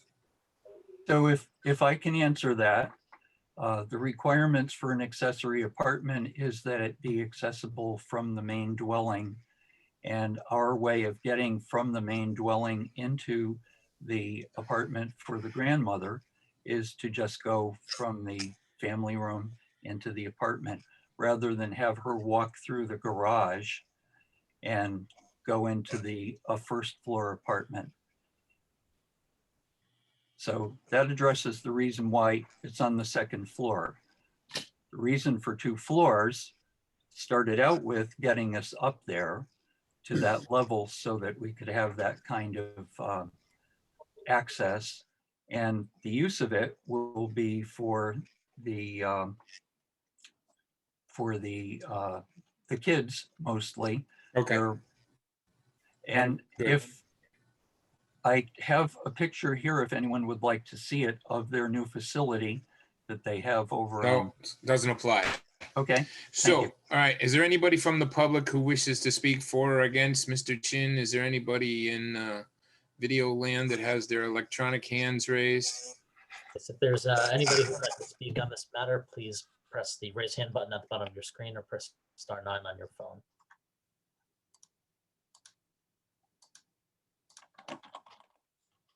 Mr. Chairman, Mr. Brian Dayton is coming in.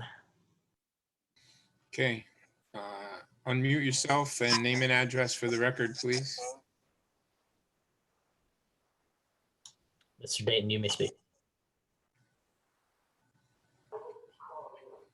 Good evening. Thank you for your time tonight. I live at 172 Tashua Road, and I live directly behind the property that is being discussed tonight. So I just wanted to share a few concerns that I have. I've been a lifelong Trumbull resident. I've actually lived on Tashua Road my whole life, a few houses down from where I grew up. I definitely bargained for the golf course. The golf course is a busy area. I live directly across from the golf course, so I know that. What I didn't bargain for is the commercial industry that is taking place behind my home. And I think it's important for the commission to know that the amount of business that was taking place prior to the pandemic, and now that we're in the pandemic and on the other side of it, hopefully, has continued. So this is not just a recent increase in drop-offs and pickups and deliveries. They happen at all hours of the day and night, which makes it very problematic to be living in a residential area. I would also like to say, if this does go through, because of the double deck that's on the proposed addition, if it does go through, I would like to be part of the vegetation or the landscape that is going to be put into place, because now this double deck will just peer right into my yard and into my home, which makes me feel very uncomfortable, especially with the amount of business that has been going on. And it just makes a very uncomfortable and shady kind of feeling. So those are just some concerns that I have regarding the amount of business that has been taking. This is a massive home if you haven't been out to the area to see it in person. And I know one of the commissioners said, well, this is typical of a Trumbull home. Trumbull homes, some of them are large, but this is a massive home to begin with. So I have the golf course now in front of me, and now I have the White House behind me. So it's a historic and scenic road, Tashua Road. And in my opinion, I don't feel that the dwelling mirrors or matches the intent of the area that we live in its historic and scenic quality. But I just wanted to share some concerns with you, especially related to the commercial aspect that has been happening behind my home. Thanks for your time. Thank you. Anybody else, Mr. Chin?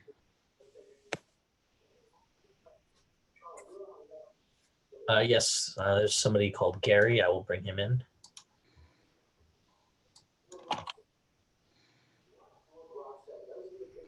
I need everybody to mute themselves. There's lots of feedback from whoever's not muted. I hear sound. Gary, you're open. Name and address for the record, please. Oh, yes.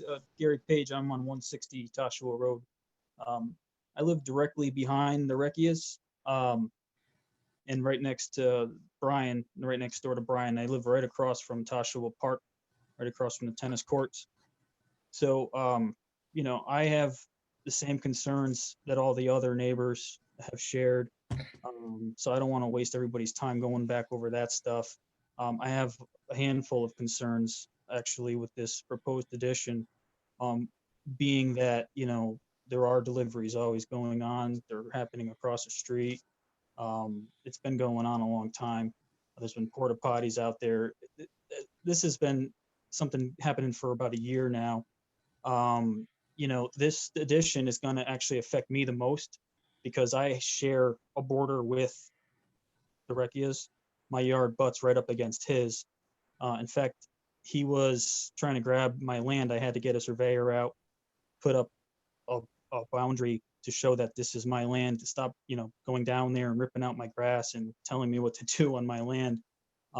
It's been a very tense situation with them. Just they're just always evading me, you know, trying to come in, and now they're going to put this structure back there, which is going to stretch across all of my privacy. I moved out to this area for the privacy. There was a ton of trees. It was really pretty. He cut down all of them, 30 plus trees, then ripped out all of the bushes. Now I can see his deck. I can see his house. I have no privacy in my yard anymore. And now it's going to be this massive structure on top of an already, you know, 6,000 square foot house with a deck that is going to be straight up into my bedroom window. And now I have no privacy in my yard with a parking lot and an apartment.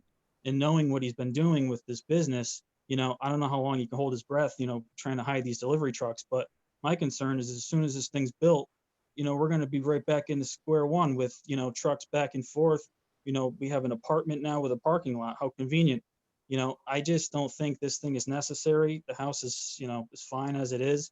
And it's going to really impact and just completely ruin my quality of my yard. And right now there's no privacy from what he's done already over the last year with all the noise. And this thing's going to go on and on and on. It's going to be a year's worth of banging and racket. I'm going to hear it the most because my bedroom window is probably a couple 100 feet away. So that's my concern with this. Okay. Yeah. Appreciate it.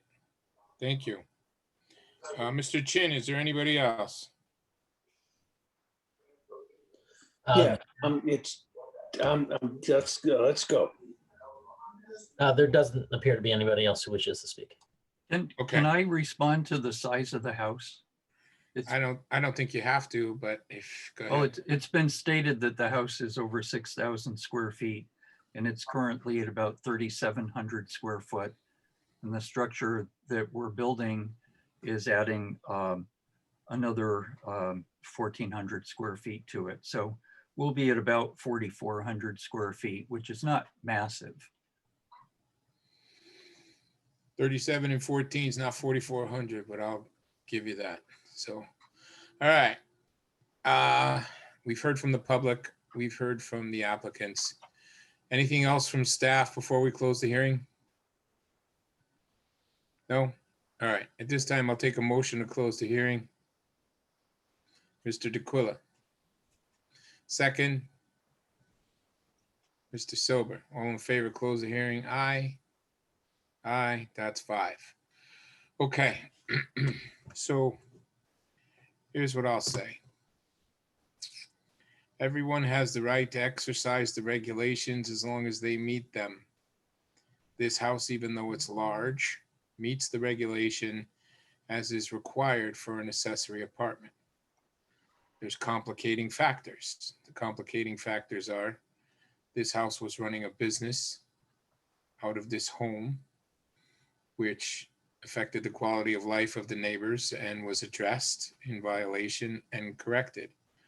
We've heard this evening from the applicant themselves that it may not be 100% done.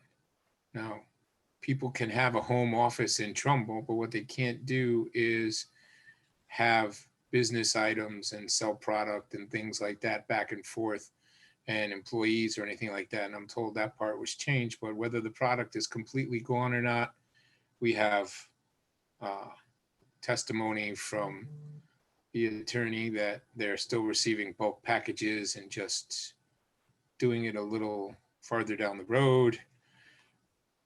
I don't know, absent a written violation or a reoccurring provable violation, where we stand legally with being able to push back on that point. We do know that if this application is approved and during construction they begin or continue the violation and it's proven, they will get a cease and desist in the middle of construction, and they will not get a certificate of occupancy if they are in violation of the zoning regulations. We know we have that.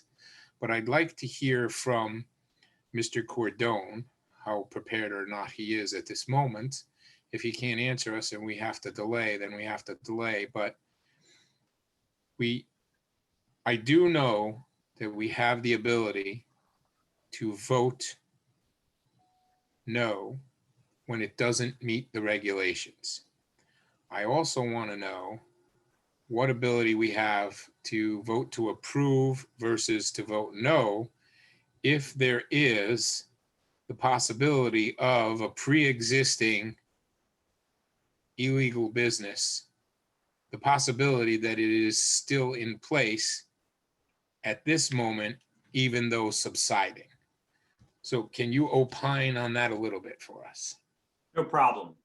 So you can certainly approve this tonight with the understanding and conditions that no CO can be issued, or even a building permit be issued without confirmation from town staff, the zoning enforcement officer, that there is no business being operated at the premises. That you can certainly do. And even if you didn't add that condition, it would be, that Mr. Wens would have that authority in any event. But right, because of the circumstance, you could add that as a condition.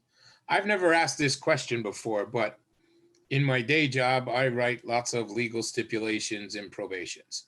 So is there an approval process? I know we have stipulations of approval.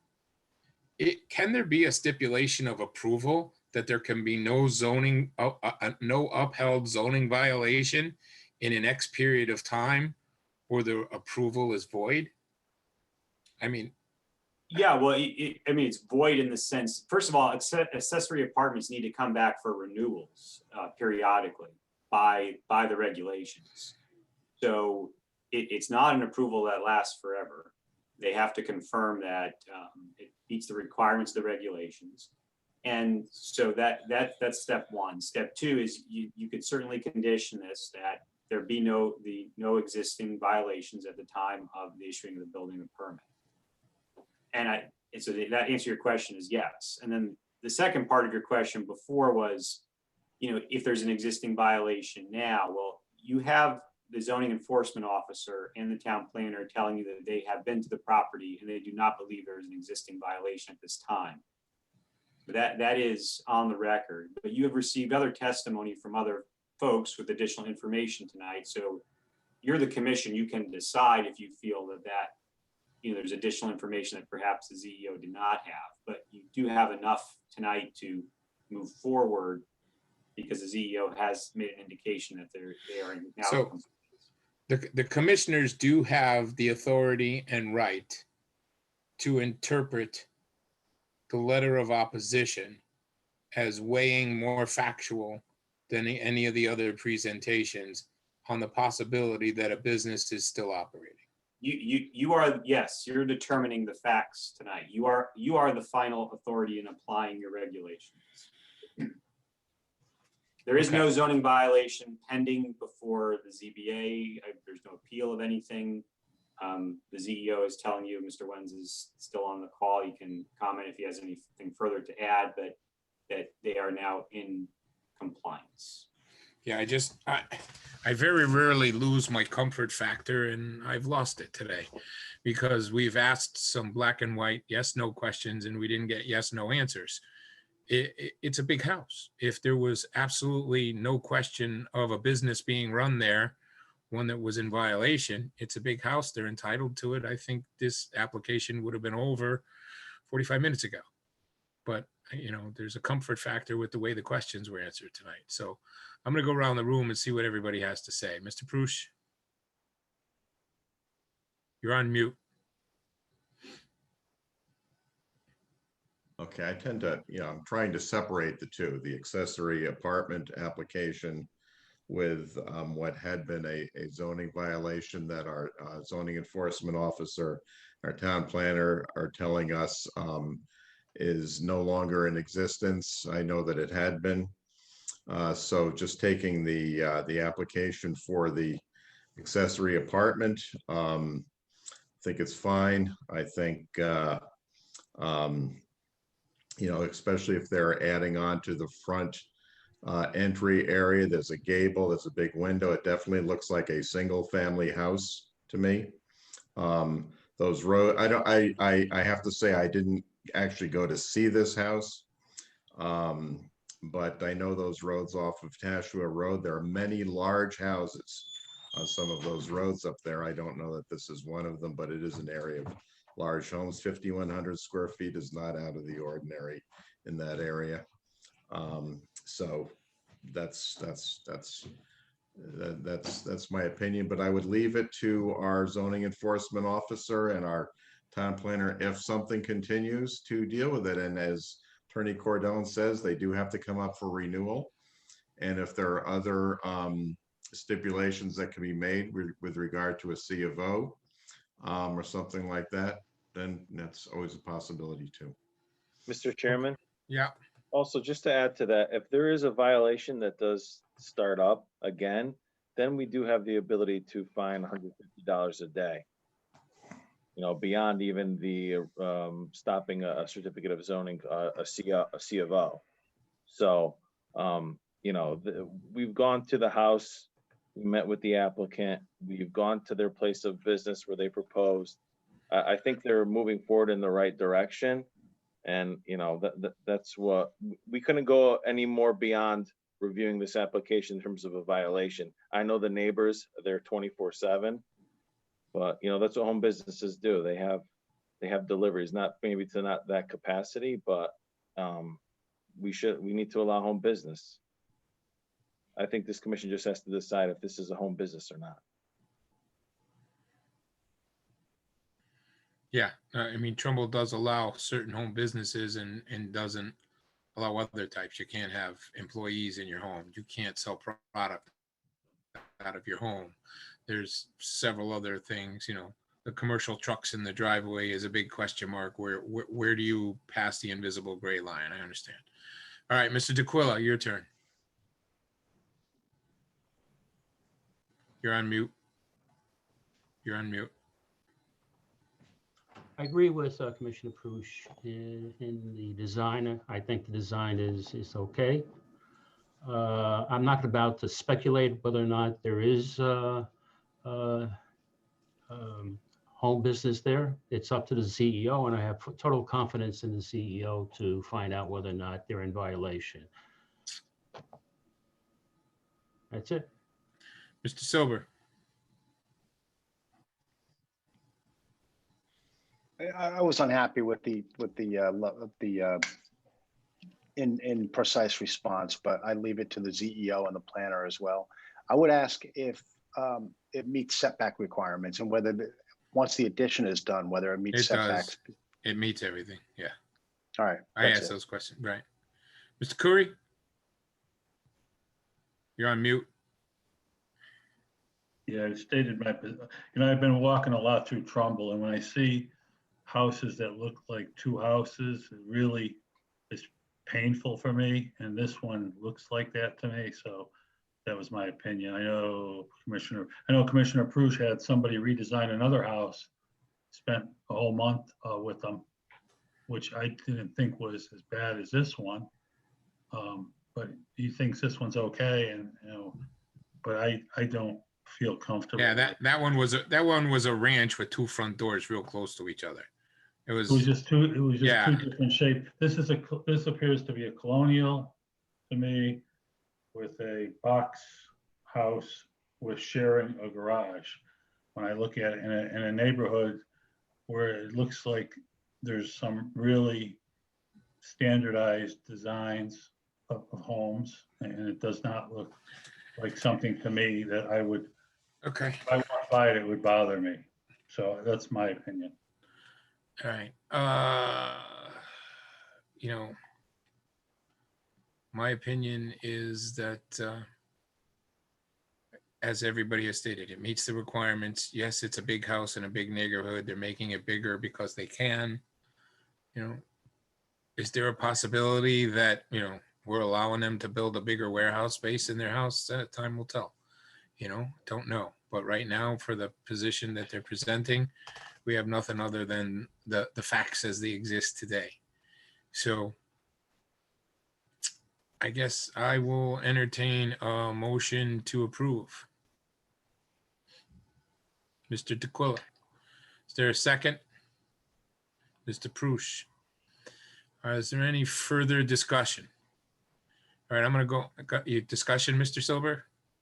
Just a quick question. Is there a way to limit deliveries as part of an approval? Like you can have 5 trucks, but you can't have 10? Doesn't exist. We'd have to be enforcing some rule that exists. We can't make it up. Okay. Okay. So I'm just going to go around. Mr. D'Aquila, how do you vote? Yes. Mr. Prush, how do you vote? Yes. Mr. Silver, how do you vote? Yes. Mr. Curry? Oh. And unfortunately, on the facts that exist, I'm going to vote with the facts and vote yes. So, and it passes, but it will be under great scrutiny as it was before. So, don't you have to close the public hearing to do a work session to do that first? We did. We motioned to close the hearing. Oh, I didn't hear that. Yeah, we did at the beginning. We're good. Okay. All right. So next application is number 4. There's been some very patient people on Zoom all night. Some have decided to change their clothes in the middle of the Zoom meeting. So we'll go to number 4, 4180 Madison Avenue. Applicant. Oh, wait a minute. Wait. Wait, we skipped number 3. Right? Somebody's having a heart attack. I'm tired. I woke up at 3:45. Skip them. Yeah, 3:45, I'm tired.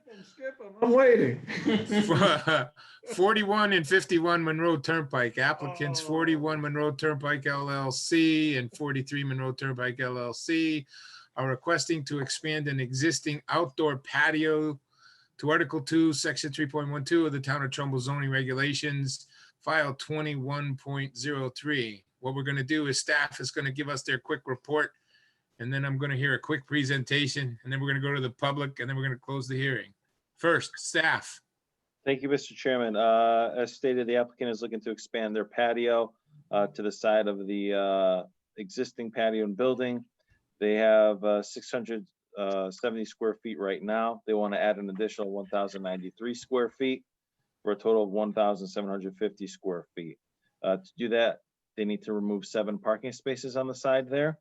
So they'll have 308 spaces total, where 298 is required. They are going to be putting lighting there and I believe a What are the safety ballards, flower pot things going? yeah, they have like a wall around there and fencing around there. Okay. It looks really good. It looks even with the existing patio there. Is there a picture for us to see? Yeah, there is elevations in the plan that show that. We have, Mr. Chairman, we have really good pictures and we have our architect. So, you know, if Rob wants to show it, or we just want to see the picture, and I think we can move forward. I don't think this is going to be a very long presentation. I don't. Agreed. And you know, David Versby, our show us the picture. Show us the David, why don't picture. you share your screen? Hi, this is David Verespi from Rock Spring Design Group, licensed landscape architect, 15 Rock Spring Road, Trumbull, Connecticut. I am also a member of the Town of Trumbull Inland Wetlands Watercourses Commission. I'm here tonight presenting, and I'm going to try and share my screen so you can see the pretty picture.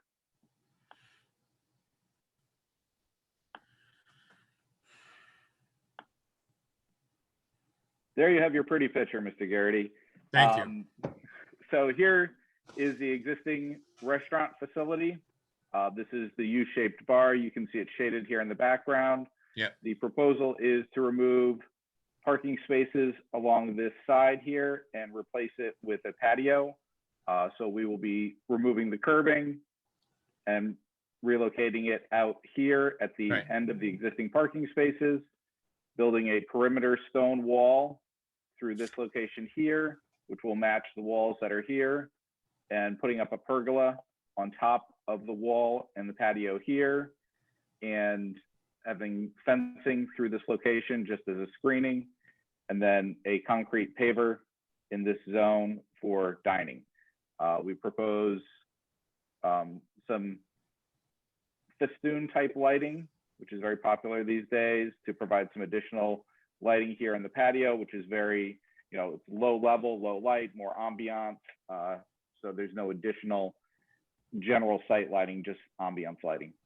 That's it pretty much in a nutshell. Great. So I think this is something that is, you can unshare your screen, please. You know, this application is something that actually makes me feel good about Trumbull and the people that are doing business here. This has been such a difficult time in the pandemic. You know, we have folks from economic development here on the line. We have folks from the restaurant and development industry here, and everything that everybody's been doing to try and get through this, and to see that one of our businesses and restaurants are trying to more formalize and establish this process to embrace what's needed to be done for the future, I think is a great thing. So with that being said, I'm going to see if any commissioners have any questions quickly before we go to the public. Mr. Prush. No questions. Mr. Silber. Yeah, don't we, you know, we've lived for like 5 or 10 years, whatever it is, with that shopping center with massive parking problems. And so we're taking out 7 spots now. I mean, you drive, when we used to go to Chips, you drive around in circles looking for a spot. Do we really want to take parking spaces away from there? Mr. Chairman, if I could, you know, keep in mind that we changed Chips to medical office, and we went from, you know, 320 provided where 285 were required. Now we still have a surplus of 15 spaces. Right. So that changed from chips to medical office was a huge change for that center. So, right. So we still have an excess of 15 spaces. Do we know what the volume is going to be with the urgent care? Volume? Yeah.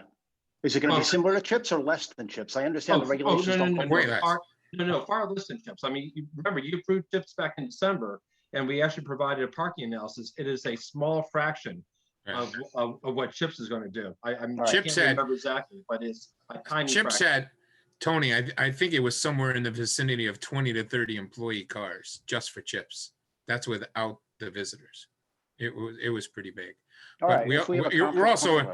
we're also in a new world. The traffic hasn't been as bad since chips is out. They are all correct. But when you have a restaurant that's looking to, you got to remember, for the last 8 months, they've had a tent there. Okay. We've already been living with it for 8 months. So to your question, we've already gone through a trial period and it's worked. I believe the tent area that they have up, Tony, is probably eliminating more parking spaces than they're going to permanently eliminate with this new patio. If because I've sat there, it's a pretty big tent, and it was great to be able to do that. So for the record, I'm totally in support of doing that kind of outdoor dining. I just wanted to bring up the parking thing. Great, thank you, Mr. Corey. No questions. Okay, is that everybody? Did I get everybody? Yeah. Wait, Yo, wait. Mr. DeQuilla, how could I forget you? I just have a quick question. The distance, the width of this driveway that's adjacent to where all the cars are parked is what, 24 feet? This is David Varespi. Yes, we're maintaining the existing aisle width. So we're just taking out the parking spaces and the aisle width will stay the same. Good, thank you. That's all. Great. Okay. Mr. Chin, is there anybody at this time from the public who wants to raise their hand to speak in favor or against this application? Yes, Mr. Chairman, looks like Mr. Marcus would like to speak. Oh my God. People have their microphones on. Be careful. Mr. Marcus, name and address for the record, please. Marshall Marcus, 91 Stonehouse Road. I'm also a member of the Economic and Community Development Commission. I'm speaking for myself, but after spending the last year dealing with the pandemic, with the failures of restaurants, with the ability to respond and keep business in our community vibrant, I am very much in favor of this proposal. There's no loss of parking. Traffic is down. People are not back at the gyms the way they were before the pandemic. You still have controls on how many people can be in that gym, in that center. You have an empty retail space from Pet Value, who closed all their United States stores. The doctor's office will probably have 1/10 the traffic of Chips. Okay, This is thank a you. win-win situation. We got to Thank you. work through this. Thank you, Mr. Marcus. Anybody else, Mr. Chin? There does not appear to be any other speaker. Anybody from the applicant's team need to say anything further? No? Good.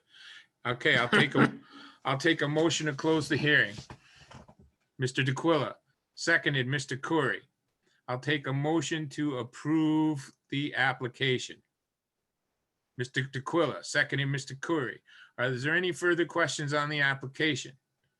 Hearing none, all those in favor, raise your hand. Let me count. 1, 2, 3, 4, 5. Unanimous. Thank you, gentlemen and ladies. Have a nice day. Thank you. Next application. Number 4, 4180 Madison Avenue.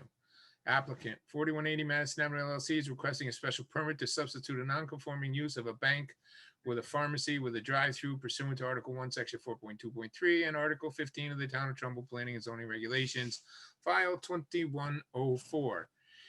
Mr. Rizzio, it is almost 10 o'clock at night. I will be very quick, Chairman. I think it's a pretty straightforward application. My name is Raymond Rizzio, representing 41 Main Street, 80 Main Street LLC with regard to this property. If you know, this is the old bank building that has been on the corner of basically Madison Avenue and next to the mall on Elmwood Street. All we want to do is, which I think is a lot less intrusive, is substitute a bank substitute a small pharmacy for a bank. This building's only 1,800 square feet. there are no plans to change anything to the footprint, change anything to the site plan at all. There are 24 parking spaces, which greatly exceeds any of the parking requirements that are necessary, as it will still have the same circulation of, you'll enter on Elmwood and exit, enter on, I apologize, enter on Walnut and exit on Madison Avenue. The property is across the street from property, I believe it's vacant on Walnut. The entrance is across the street on Walnut is all property that I thought was bought by the mall because it's pretty much vacant land now. So there'll be no negative impact on any, or have any need to travel through any neighboring properties. We're here before you because this was approved in 1966 through the Zoning Board of Appeals. The last change, a go around in the zoning regulations, moved the responsibility of changing a non-conforming use for another non-conforming use from the ZBA to the P&Z. And we don't believe that this is an intensification, an expansion, or any of those that uses, but a very similar, less intense use on a non-conforming use on the property. And it's pretty straightforward. It's going to be a very small pharmacy. These same people operate the Oxford Pharmacy, which is very successful. They, Mr. Rizzio, I have a question while you're doing your presentation. Sure. It's the exact same footprint, the exact same drive-through, same parking spaces. It's just going to be a different business operating inside. Substituting a bank for a pharmacy. As you can see, if you look at the floor plan, which is in front of you. Can you do me a favor and let's cut right to the chase. Let's highlight the signage that's going to be in the front on Madison Avenue. Nothing, we'll use the existing signage. If we have to come out for anything else would be a variance, we'd have to come back before you for. Okay, so that's good. You're just going to replace your sign with that sign. Existing signage, small pharmacy, basically all, you lost the, we don't have the ability to have that small touch, very neighborhood type pharmacy. This will be able to do that. As you know, what's that? Nothing, go ahead. We only have we'll have probably 3, no more than 4 employees at a time. You have a pharmacist behind. The pharmacist also is at the counter. As you can see, there's just a small beauty and skin supply, some hair supplies, and then all the over-the-counter drugs in 3 aisles. So it's 1,800 square feet. Typically, the drive-throughs in a pharmacies are about 1/10 of what the drive-through is in a bank. There's, there's no ATM. There's nobody doing all their night deposits. It's basically you'll pick up, people will have the ability to pick up their prescriptions through the drive-through. I could go on and on if you'd like. I know it's late. I thought you'd like to see something short. I'd like, please keep going on and on. Okay. So everybody's been by this. You've known about it. You've seen this property for years. It's sat vacant for 4 years. He's had some interest from fast food restaurants, all sorts of things like that. It's just things that we didn't think would work in the Residence A zone. We think this is the perfect fit. Fits within the existing boundary, within the existing footprint. No need to change the site plan. Everything works, and still be able to take advantage of a drive-through that was granted years ago. I'd be happy to answer any questions the commission has. We don't need to prove hardship. We just need to prove that there's not an intensification or expansion of this non-conforming use, which I think would be clear. We have less employees in the bank. We'll have less traffic than the bank. And probably the hours will most certainly be less than people going through a drive-through. Typically, the hours are 9, no more than 9 to 9. Yeah, I'll just tell you this, don't commit to your hours because I'll say the same thing